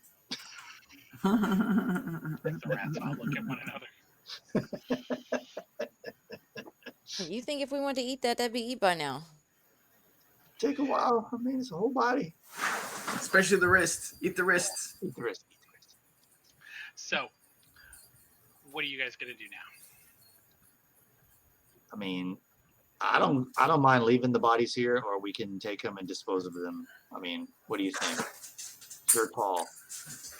I mean, if somebody catches it, then it could be a breach. Yeah, I mean, think do about we it. err on the side of caution to protect Ruby until we figure out just what the hell's going on with her? Or do we just say fuck it and go? Is it too late to lick the? And add a game question. They're already dead. Does licking the wounds won't do anything, right? No. Okay. I mean, if we're worried about any sort of connection between the wounds on their wrists and the fact that they have no blood in them, we could just crack their hands off and take them with us. I mean, it's just, how much are we concerned that someone might find out? And this is kind of the way Idaho thinks about this sort of thing. Hmm. If it's cops that don't know about the vampires and they investigate this scene, they're going to see a lot of weird shit, but they're not going to say, "Oh, I think it's vampires." Gotcha. If it's cops that do know about do know about vampires, then they'll know and they'll report it up. That's really the only thing we would have to worry about, I think. Okay.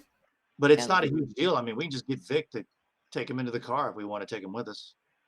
Or you could destroy the entire crime scene. We could, or we could light. I mean, it's raining though. I was gonna say we could light the place up, but Yeah, if there's no accelerant here to soak everything in, yeah, let's just. I say we Vic, just go. okay, all right. I was gonna say Vic has been relaxing too long. Let's put him to work. Right? Have him hauling bodies in the rain. Vic is outside sleeping. I'm not Clyde. Fuck you. You're right. I've never saved your life. We could change that. Well, goddamn. I've never had to. I mean, how sad would that be? Idaho saves Vic's life. So, what is? Yeah, that's the thing, though. Oh, you know what? I realize it's raining, so it's probably not going to make any difference. But is there anything on the front yard, the porch, anything? Because right now, I mean, we have no clue as to where she went from here.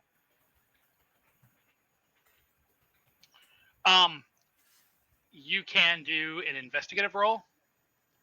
I can tell you that given the circumstances that you are really, really kind of shooting in the dark here. Yeah, I know. That's why I'm thinking it may not be worth it. So again, this is not my rodeo. What do you think, Al? You want to just head out and go somewhere else? Yeah, and I definitely need a bite to eat. Oh yeah. Well, Vic's right there in the car. What the hell? He can take it. Oh, you know what? Let me ask another out of game question real quick.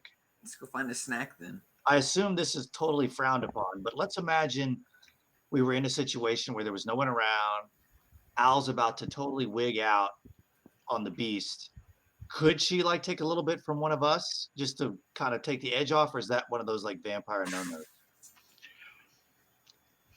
So there are some pretty severe complications that come along with drinking off of other vampires. Okay. Not the least of which is blood bonding. Now, maybe that's not a particular worry, particularly if it only happens once every, while. But keep in mind that drinking, as good as drinking human blood is, drinking kindred vitae is a magnitude greater in terms of joy. So if she's at 4 hunger, I got you. And you're like, yeah, just take one off the top. The problem with that is, particularly, let's say you're in a situation where you don't go out, Vic's in the car, he doesn't know, you're seeing that she's spazzing out, and you're like, just drink one off of me so that way you'll calm down. When she sinks her fangs in, you're going to be immobilized. Yeah. The kiss is going to immobilize you. And she's going to be in complete ecstasy, and there's going to be very, very little other than her willpower to prevent her from just taking as much as she wants. Okay. Yeah, I totally understand. Let's do it.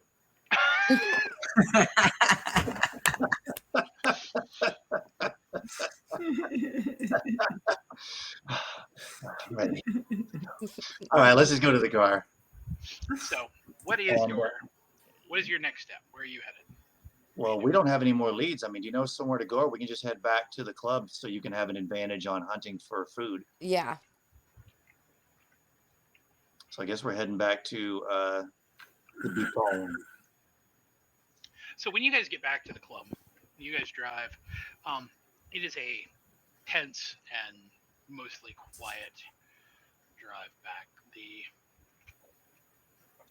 Al's beast is very, very close to the surface, and being in a very, very small comparative vehicle with a giant person. It's a it's a little bit too close for comfort. When you guys get to the club, there's no one out front. There's no lines. There's nobody trying to get in. It is a pretty dead night. So, what are you guys going to? When you guys pull in, park the car. What are you guys gonna do? I think we know what Al's going to do. Yeah, I'm already sniffing. Should one of us go with her to make sure everything's cool, Vic? Yeah, that's fine. I don't mind hunting with her. All right. I mean, I would go, but I'm worried that I wouldn't be any help if things went bad. Like, oh, I'll stop things, and poof, there goes my head. All right, never mind. Okay, so Al, you and Vic are gonna go hunting. Idaho, what are you going to go do in the meantime? I guess I'll go in and see if there's a bar that needs tending. Well, he's really just waiting for some. Yeah, I mean, between Samantha and Robin, I can't wait to get inside this club. So speaking of, when you walk through the front door of the club, there is almost no one at Robin's bar. Which is fine. Rhea looks like she's got it kind of under control. But she kind of waves you over, and she's like, I know we're not real close or anything like that, but there's nothing going on between you and Robin, is there? No, I healed her up the other day, and it blood bonded her, so I'm waiting for it to wear off. Got it. Okay.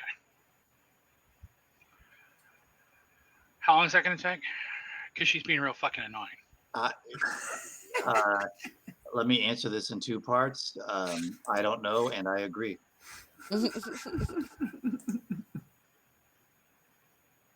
Rhea sighs and goes back to bartending. I'll be like, I mean, while I'm here, can I get a hurricane? She says, I'm pretty sure they serve those at Robin's bar. I'll be like, hey, if you need any help, I got you. If you need any help, I'm there. I mean, I could help you make a whiskey sour. I just don't know how many ingredients are in that. She says, Fuck you. Okay, what's in a rum and coke again? Anyway, I'm gonna head downstairs. So when you head downstairs, Robin is at Al's bar. And there's, again, this place is mostly empty. There's like two lonely goths who are out on the floor dancing, but there's like a grand total of maybe 10 people in the entire club, not counting staff. So when you come down the stairs, like, Robin's face like lights up. She's like, she is like practically about to hop the bar to come see you. So when she actually does hop the bar and be like, yo, I'm coming there. Just don't ignore your customers. She's like, oh my God, are you okay? I haven't seen you in a while. An hour. I'll be like, I was hurting there, but now that I see you, no. But can I turn on awe right now? No, so I will say, yeah, I'm fine. Everything's fine. We just were running a little errand. Everything's cool. How's the bar? How's your bar with customers that need your help right now? How's that going? She's like, oh, there's nobody here. Like, she's like actively like running her hands over your body, like checking to make sure you're okay. She's like, are you sure? She was like, I was so worried after I heard about what happened. And yeah, I left early and brought Threnody back, so everything's cool. She's cool. Like, oh my God, have you seen Eugene? No, because I haven't, right? Idaho doesn't know about this, right? No. She's like, I only thought I saw him over here for a second, or he looked like he was wearing, I guess he was wearing makeup or prosthetics or something like that. Like, is he still here, or did he head back? No. He's gone. He's gone. It, it was really weird. Like, I mean, Eugene's. He's kind of okay, I guess. He's not anywhere near as handsome as you, but the Sorry, I'm not there. Sorry. like he came in like through the back door and was like looking for something. All right, I'll go see if I can find him. She's like, "Do you want me to come with you? You might need No. help." Nope. You need to tend the bar. She gestures. She's like, "There's no one here." There might be. I might come back and need a drink, so get your ass back there. She's like, "Fine," and kind of mopes her way back behind the bar. God damn, this is lasting a long time. I know, like, go on. How do you break this? Oh, I'm never gonna save one of our ghouls again. It should have been me. Yeah. So, you two are out hunting. 6 die. I'm going to assume that Vic is going to be the one doing the hunting here. Sure. No. I was the one that's on. No. Don't need to rip anybody's throat out. No, I'm there. I'm hunting for a reason. What am I doing? It'd be 5 and 1. But does he get a helper? He got 4. He don't need no help. Okay, it's fine. So, you guys don't even have to go very far. You guys basically go down the alley in the back, turn a corner, and there are a couple of hobos who are under a tarp who are passing a bottle back and forth.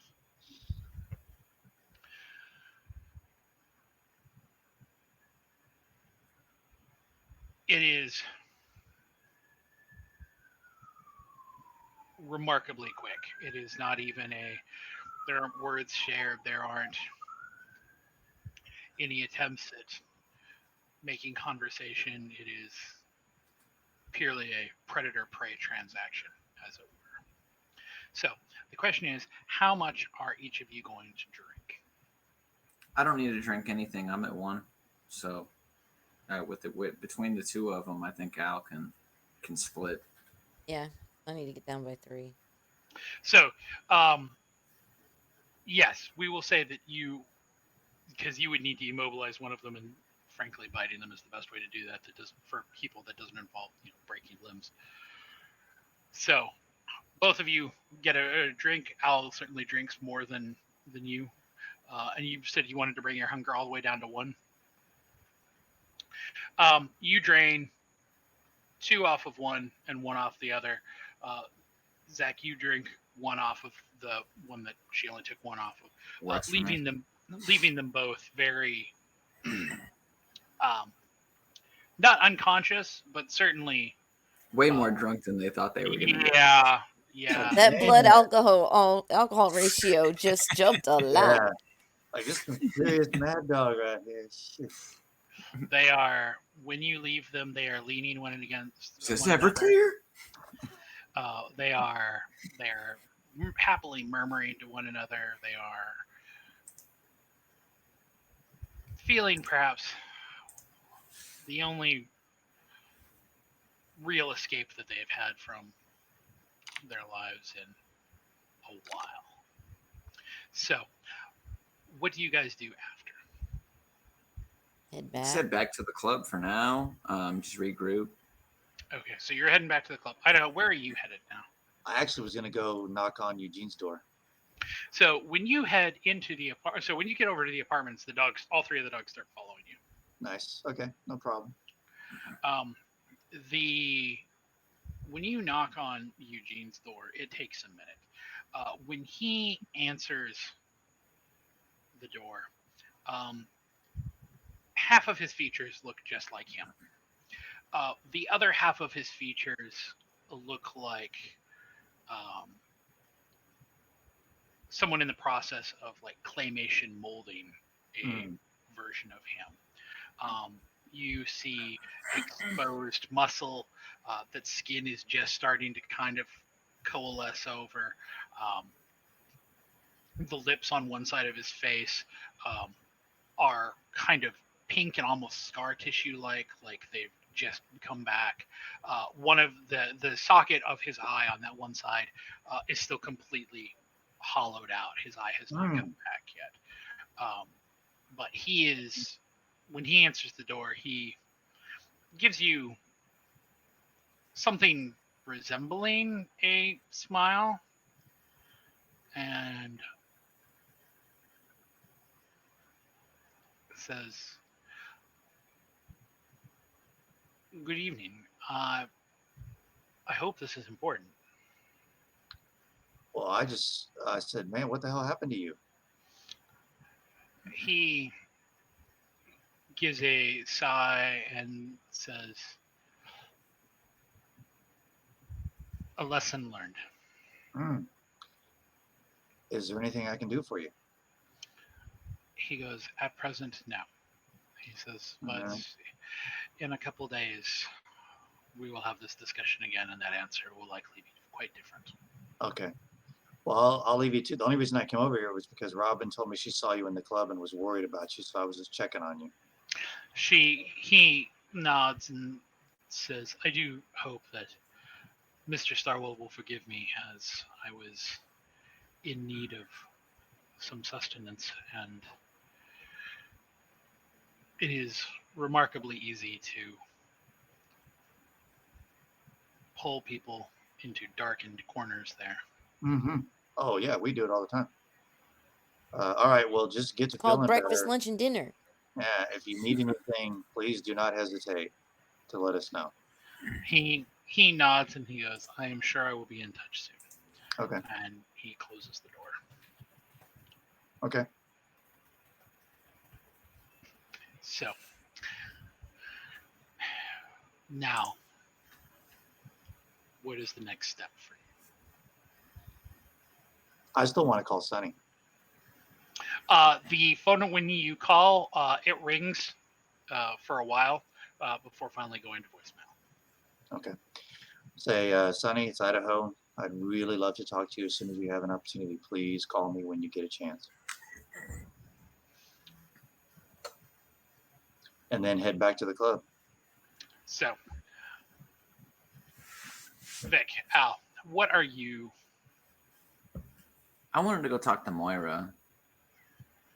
So Moira's in the apartments. She's you managed to catch up with her holding a large box of files. And she certainly doesn't stop for you. She continues to bustle on. But she was willing to talk to you while she walks back to Michael's office. Yeah, I won't interrupt her. I'll talk to her while she's working. I'm not trying to. I just gonna say I'm sure Michael will let you know. Will reaffirm what I'm about to tell you now. But it seems like we're gonna need to expand manpower. So we might need to put out some more calls for especially bouncers and maybe some more bartenders. Try and get some in, and we're hopefully looking in the long term to convert as many over as we can into either ghouls or full vamps. I hate to say it, but we're our numbers are very low right now, and we need to try and step up our recruiting game. So if there's any ways that you you feel free to talk to Michael about how best to do this, but I feel like we definitely need to at least step out, at least putting out the call to contractors or something else like we did with Robin and whatnot, to at least get some in to help us out, at least manpower wise. And then in the long term, we need to look at how best to recruit our ranks and Moira kind of stops and sets the box down and looks at you, Vic. And she says, "I've talked with Mr. Starwell a fair amount about this, and she says, I'm sure he's already shared his opinion with you. However, I'll share mine. She says, we don't need to do any find contractors. We don't need to try to hire out. She says, you guys need to go find people who are worthy enough to carry your names.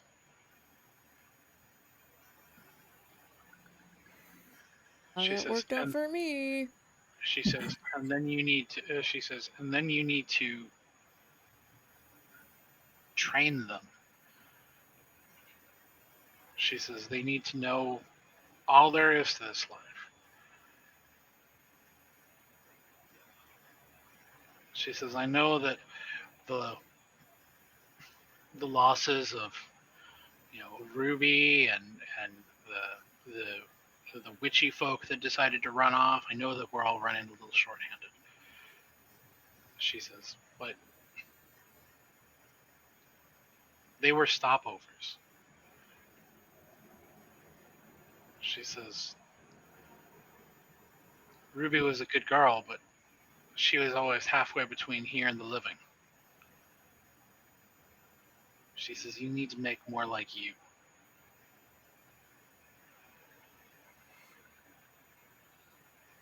She says, she goes, I understand all the political parts of the Duskborn and she goes, it's all well and good. She said, they're kids. She said, we need more adults in the room. All right.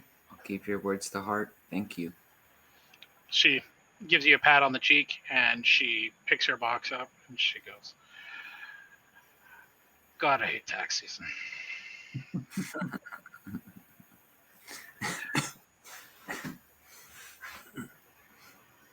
Al, what are you doing?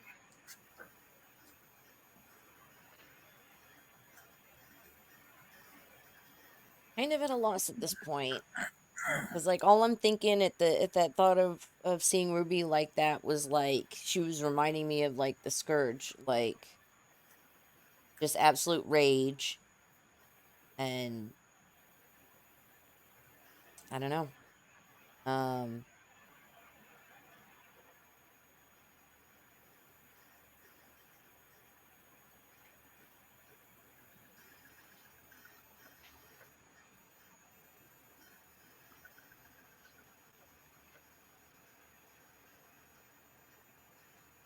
I feel like maybe I should look into speaking to someone who's got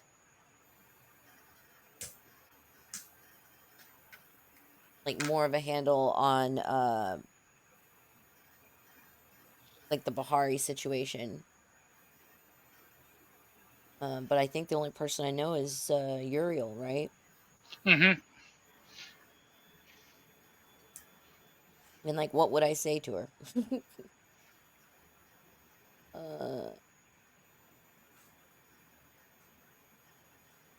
But yeah, I mean, at this point, we're pulling at straws. So yeah, I would probably text Uriel and ask if she has a moment to speak. When you call Uriel, she picks up the phone fairly quickly. And she's kind of like, this is a surprise. I wouldn't think too much. We did just see each other. She lets out a chuckle and she goes,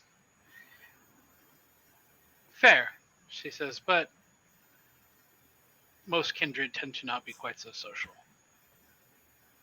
You'll find I'm quite a bit different from your typical kindred. She goes, well then, to what do I owe the pleasure?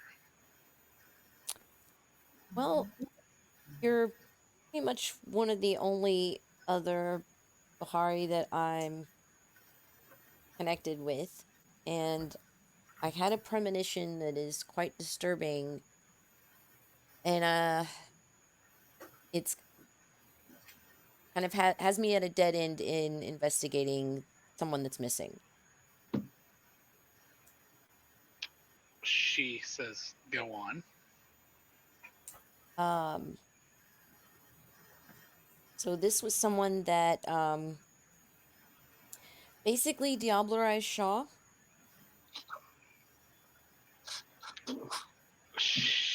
There's a very long pause. I'm trying to let it sink in. Let it sink in.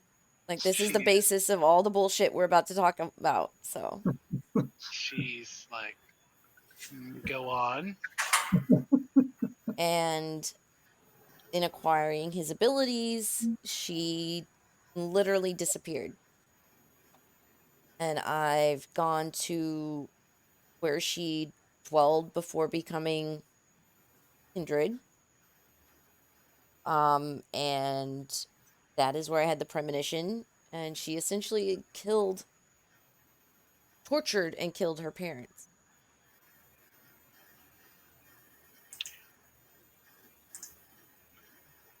There is a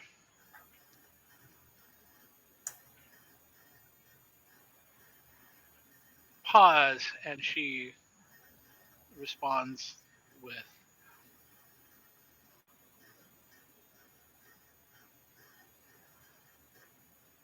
"No, she's not. She didn't kill her parents. She attempted to kill herself, who she was."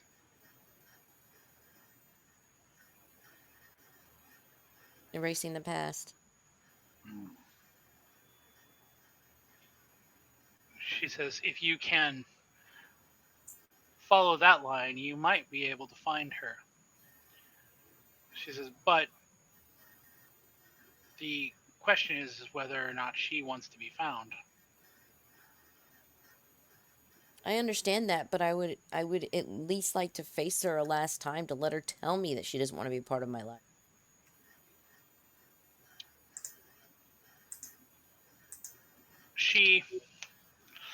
You hear her kind of drumming her fingers on something.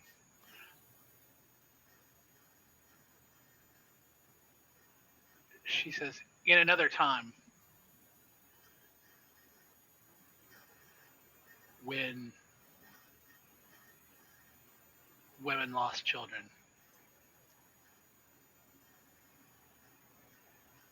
they mourned them, and then they replaced them.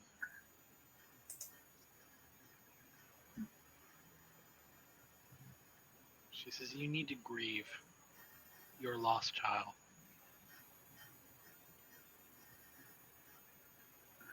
She says, but in the meantime,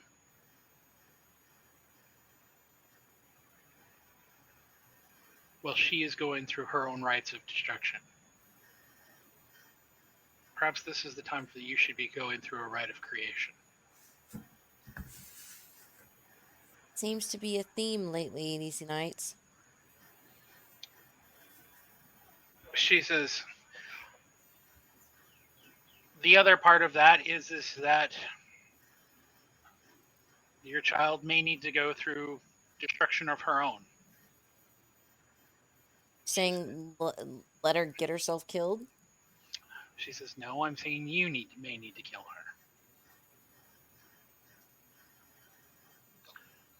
her. You think she's that far gone? She says, I don't know. I don't know anything but what you've told me. She says, but it is both a power and a privilege of those who sire, that when their children become so wayward and become so uncontrollable, that it is considered a duty among our kind to put them down.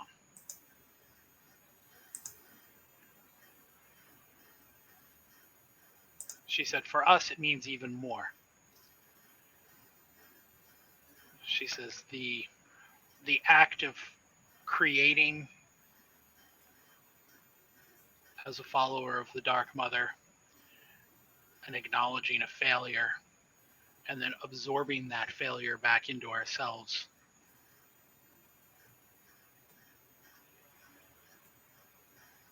She I says understand. she says it's all cyclical. I appreciate this conversation more than you know. She says, put the focus back on yourself. She says, if this wayward child shows back up, then at some point you'll need to deal with it. She says, but as long as the focus is on her, you can't focus on what you need. True.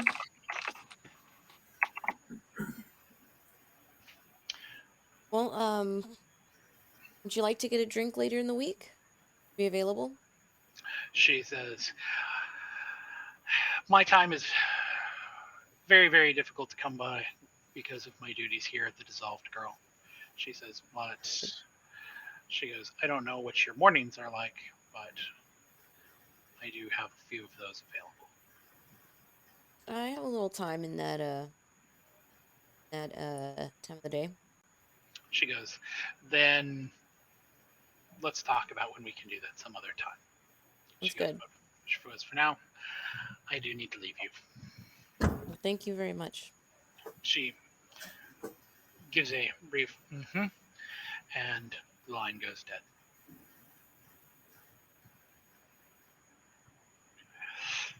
I know what this means. I know what this means. Idaho, what are you doing now that you have talked to Eugene and... I'm updating my notes to mark all the vampires that have died recently. There's been a lot of them. It kind of to speak out of game because I haven't been privy to all the conversations, but it sounds like we're being suggested that we go find new people to turn into vampires. So what I'm running through my head is how to go about that. I'm kind of at a loss.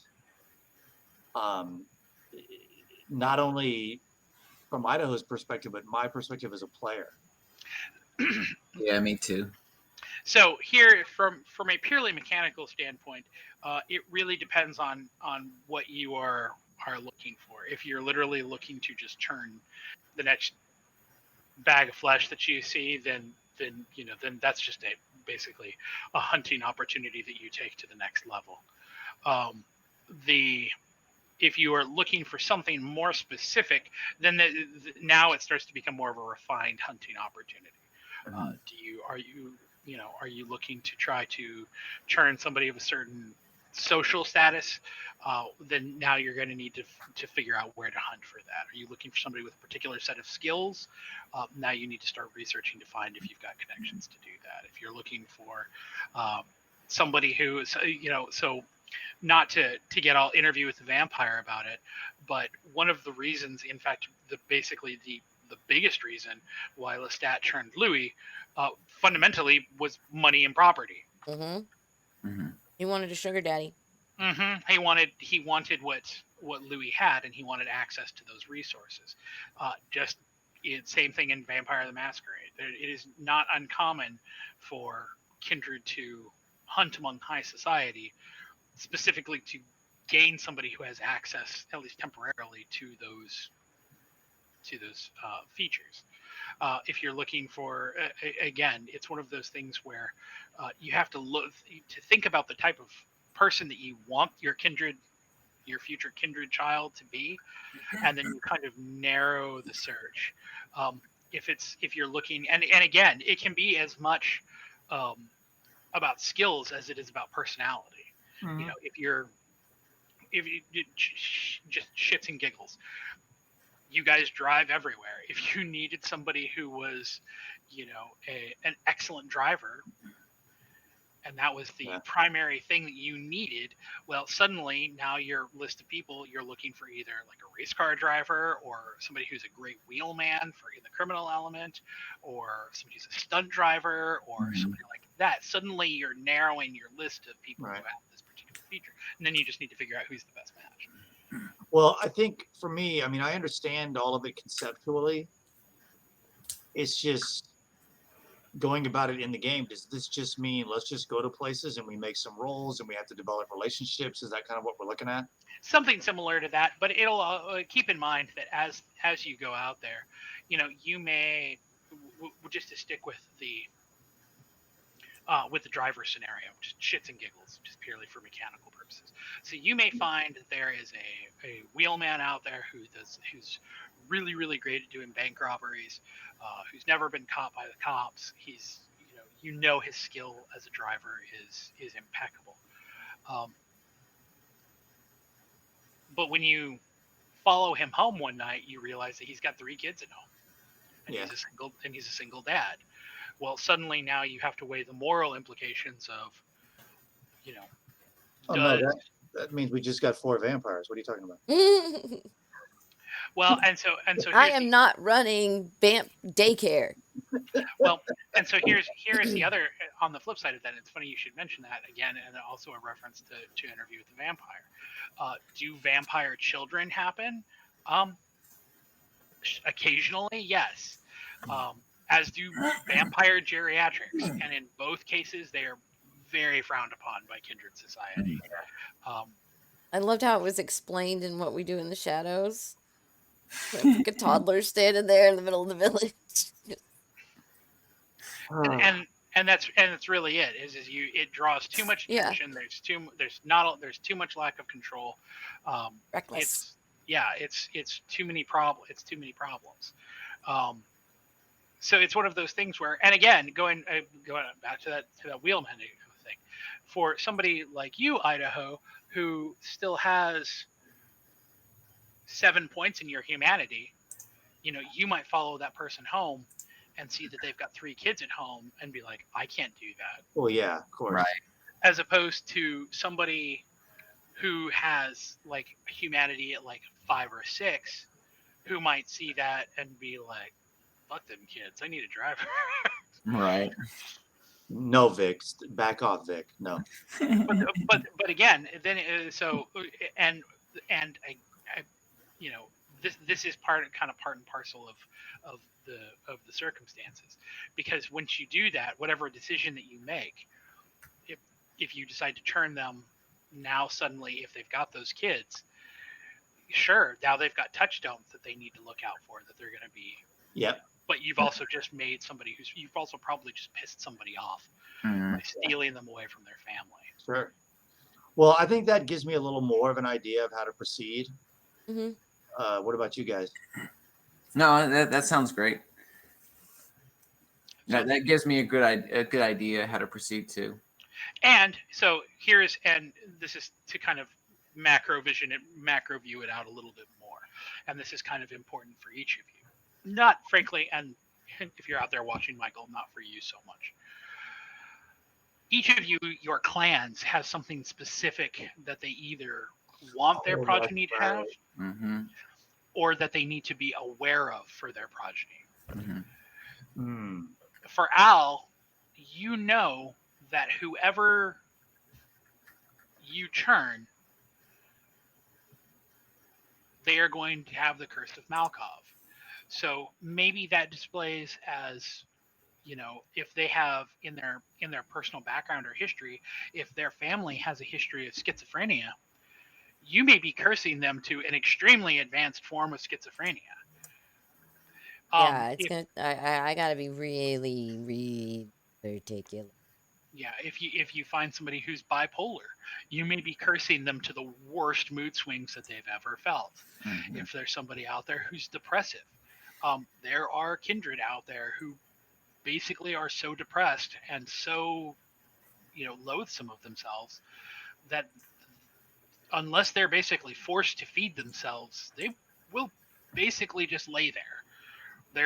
The just overwhelming crush of their existence will just render them inert. For Vic, the blood of Bruja means that that whoever you churn is going to be a natural born rebel.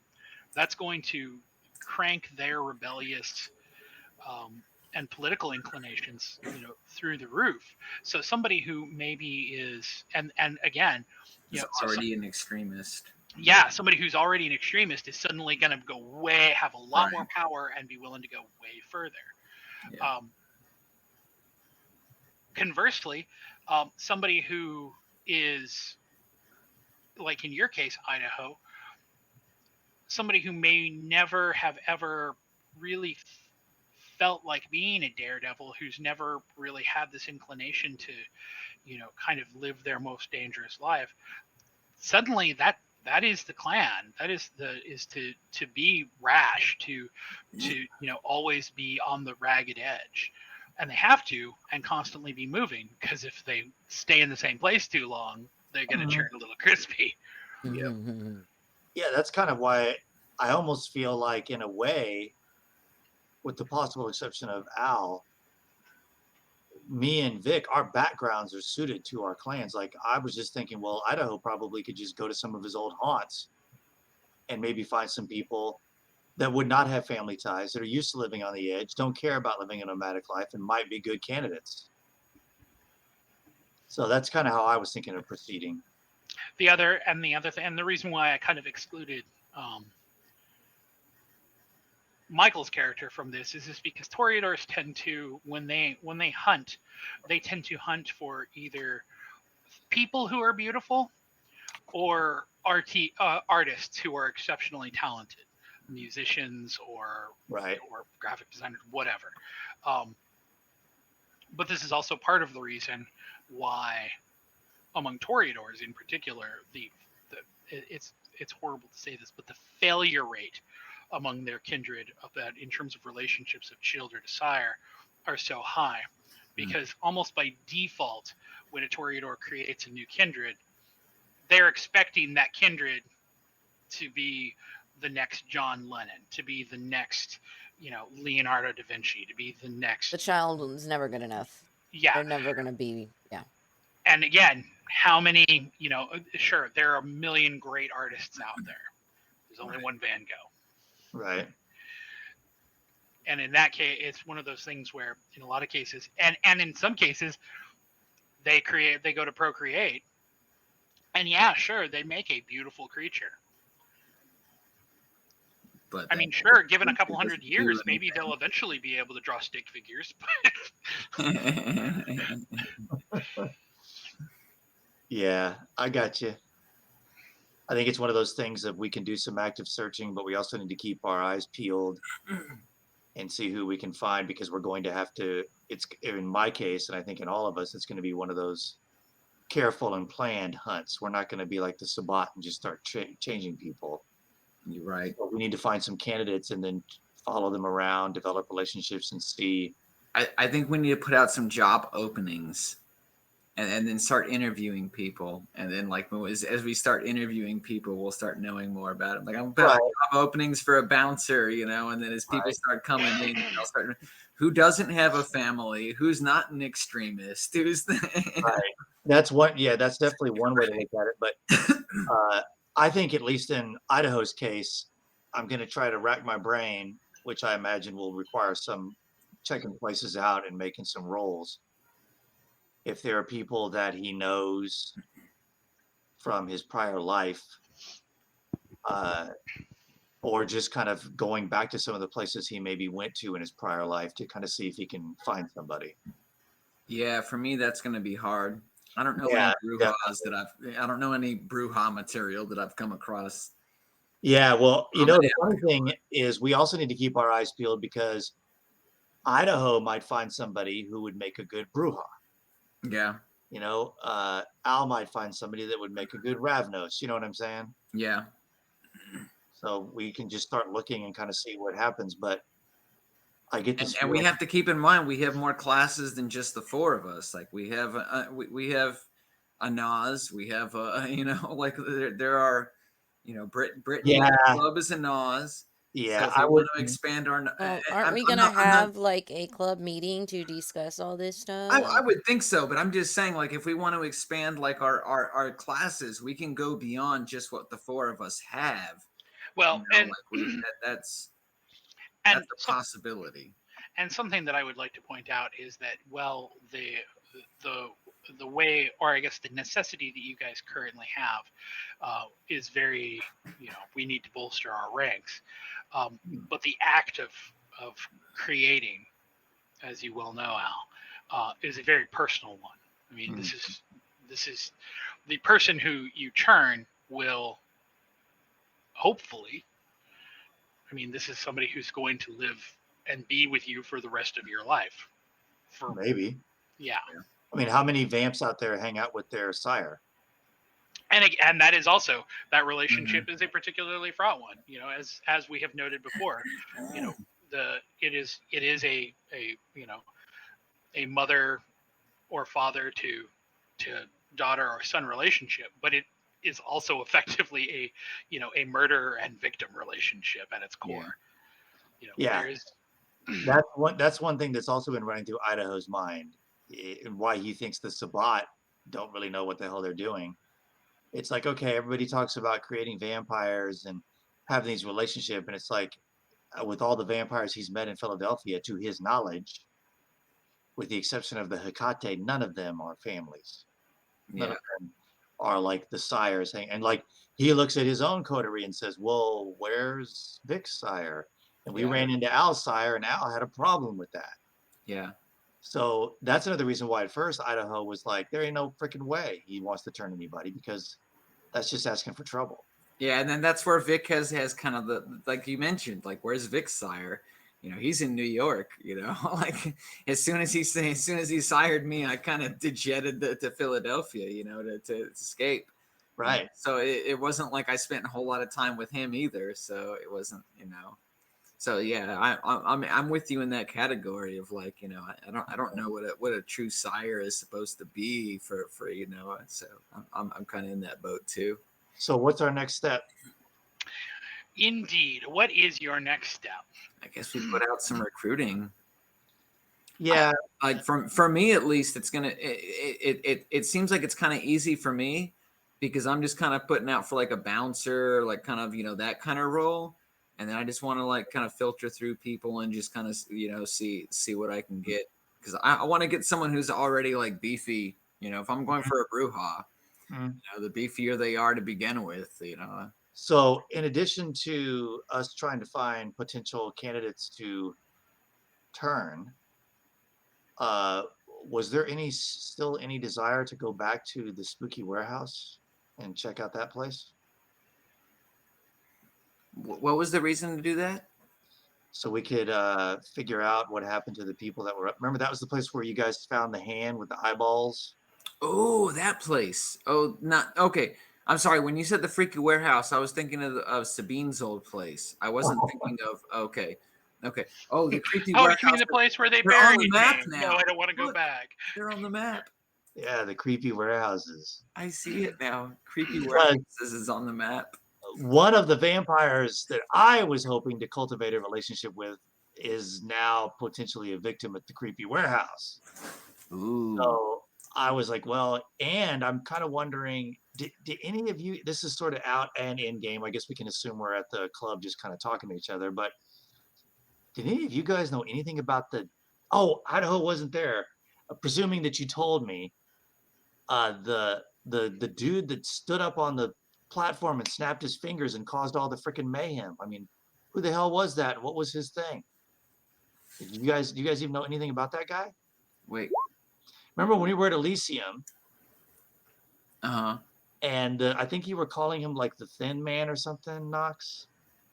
Yes. The description of him as I gave it was he's very, very tall. He is well over 6'5", maybe heading even towards 7 feet tall, but he is exceptionally thin. He's like basically a giant scarecrow. Yeah. And sorry. The person who actually has had spoken with him one-on-one is currently not here tonight. Yeah. So I guess I really, we still had that whole thing to deal with. But as I'm sitting here kind of running through my head of things we can check out with what time we have left, I was thinking, either go ahead and get started on trying to find people to turn, or we've always got the creepy warehouse that we never finished checking up on. Not sure how much we can do in, 45 I'm not minutes. sure what time it is. What time is it? It is 9:20 on my end. No. Like In game. game Oh, in game. Sorry, in game it's probably, let's say, 2 or 3. 2 or 3. Okay, so we got a little bit of time. Maybe a little earlier.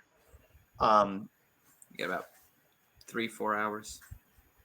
Yeah, so we could go check out the creepy warehouse, or just stay at the club and call it a night. Whatever you guys want to do. I don't know. I kind of think like if we're gonna check out the creepy warehouses, I want a little bit more time. I don't know that we have a whole lot of time to. That makes sense to me too.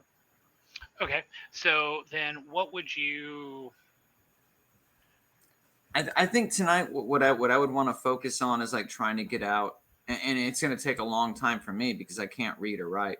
So I'm gonna have to I'm gonna need some help. I'm gonna need to put out some like wanted ads for like bouncers and like for. So I'm probably gonna need the help of like Moira or Clyde or someone who can sit there and type for me and that's probably gonna take the rest of my night is just trying to dictate while someone else types shit out. So Vic, so you're going to what you're doing for the rest of your evening is you're going to attempt to work with somebody to basically come up with like a help wanted ad for the club.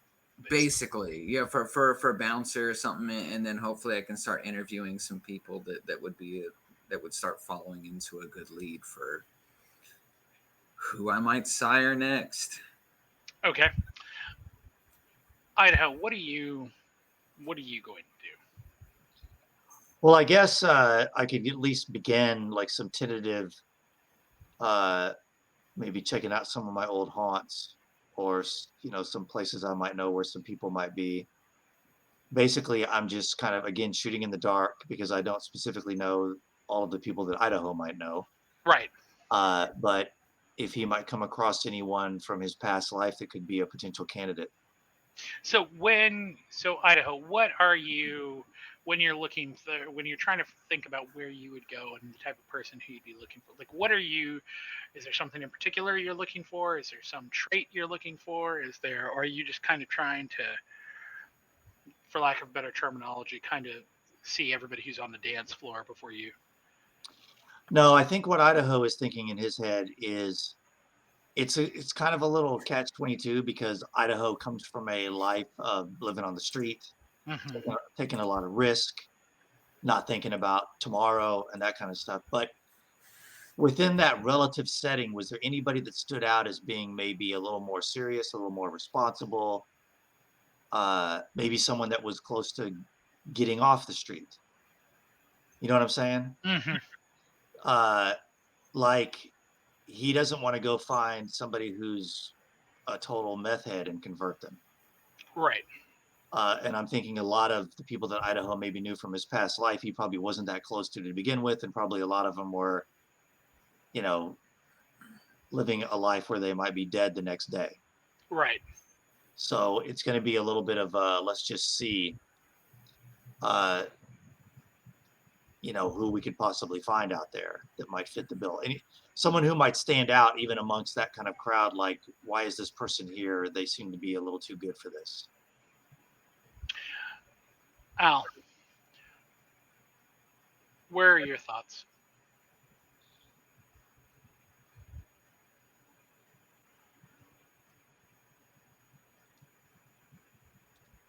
Mixed reactions. I'd probably end up back in my apartment. Frustrated that I'm surrounded by all of her things. Probably end up breaking a few things.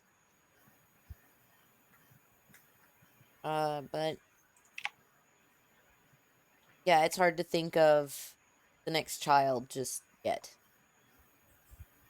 Just like Earl, said, just it's kind of the grieving process, and at this point, I think most of the coteries just still in shell shock from Elysium, let alone, trying to piece things together to move on. So,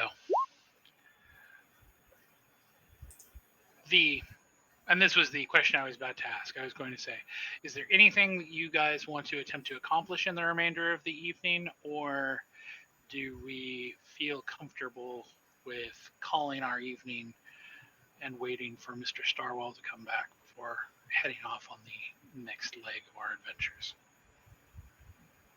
Yeah, that sounds good to me. I would say so, just because it does seem like all three of us, the next moves forward are going to be long action and varying. It doesn't seem like right now there's even like one thing we can all agree on to go do. Like we all kind of. But especially not with the amount of time we have left. Right. Yeah. So, I would say that Idaho would probably just maybe go see if there's anybody he could sink his teeth into before he calls it a night. Go check on the other two dogs. I checked on him earlier, man. Did you miss that? Okay. they're following him around. They said, "Where's Vic? We want to chew on him." I'm here. I squeak. You're responsible for their exercise, Vic. So, with that, our session, though certainly not our chronicle, has come to an end. XP has been awarded. So, we're going to do something a little different before we leave tonight. So, there is something that was suggested on the under the TTRPG space on Twitter called what is called Stars and Wishes. Stars are just like you used to think of when you're a little kid, when people do something that kind of stood out for them and you want to award them for it. And wishes are things that you hope for, interactions you want to see, where maybe you think you want things to go. So to give an example, I'm going to start this one off.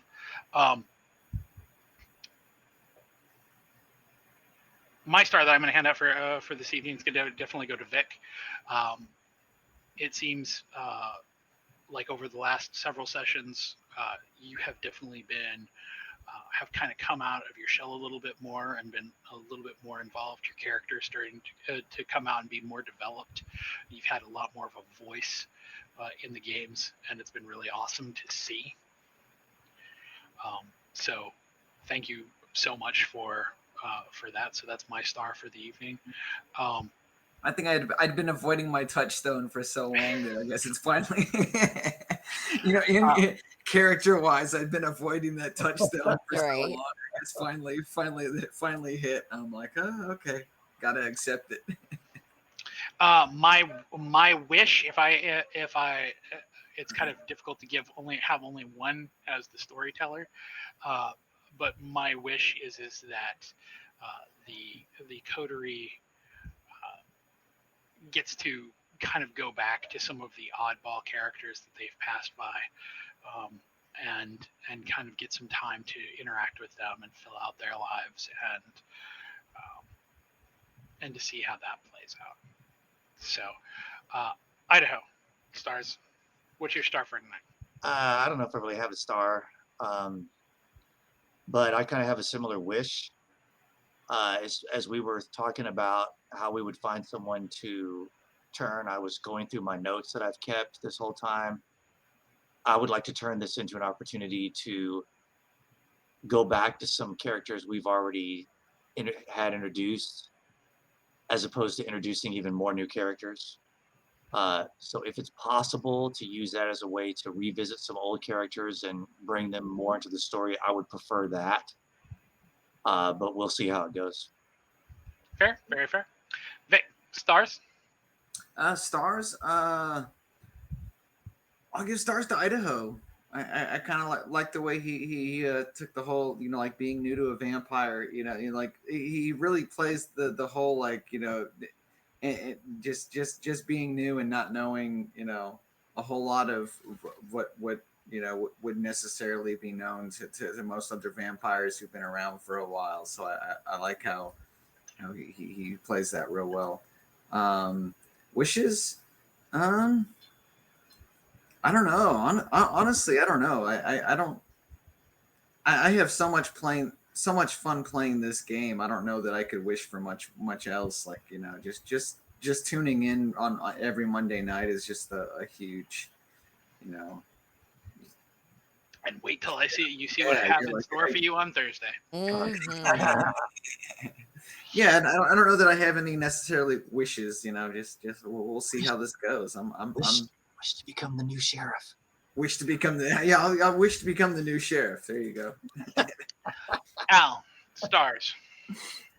My stars go to you because it never ever fails in this game that you just wrench my guts. Like I mean, I've always wanted in all my years of role playing to really connect with a character so much that I feel it. And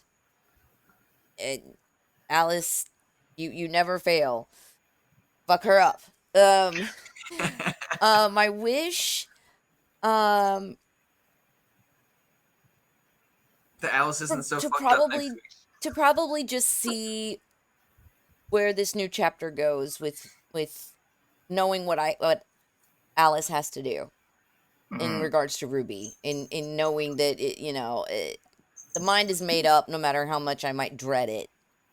And so I'm wishing to see that new step forward beyond what she has to do. Very, very fair. Wow. With that, the sun on Philadelphia starts to creep up, and our kindred drift away. With that, we will say good morning. We'll see you all next week. Yep. I will be back tomorrow, guys, at noon Central Time for City of Heroes. I'd love to see some of you guys on there. It's a great time. We got a lot of people that team up, and yeah, if it's a game you've never heard of. Maybe Final Fantasy. You've got less than 24 hours to. Got like maybe 36 hours to finish that quest. Oh well. We'll see. I want to thank guys for being here tonight. Knox, our storyteller, Scott, who plays Idaho, Zack is Vic. I'm Alice. We want to thank you guys for being with us tonight and every Monday. And like I said, see you guys tomorrow. Hang on for a raid, and we'll raid out to a friend. Have a good night, everybody.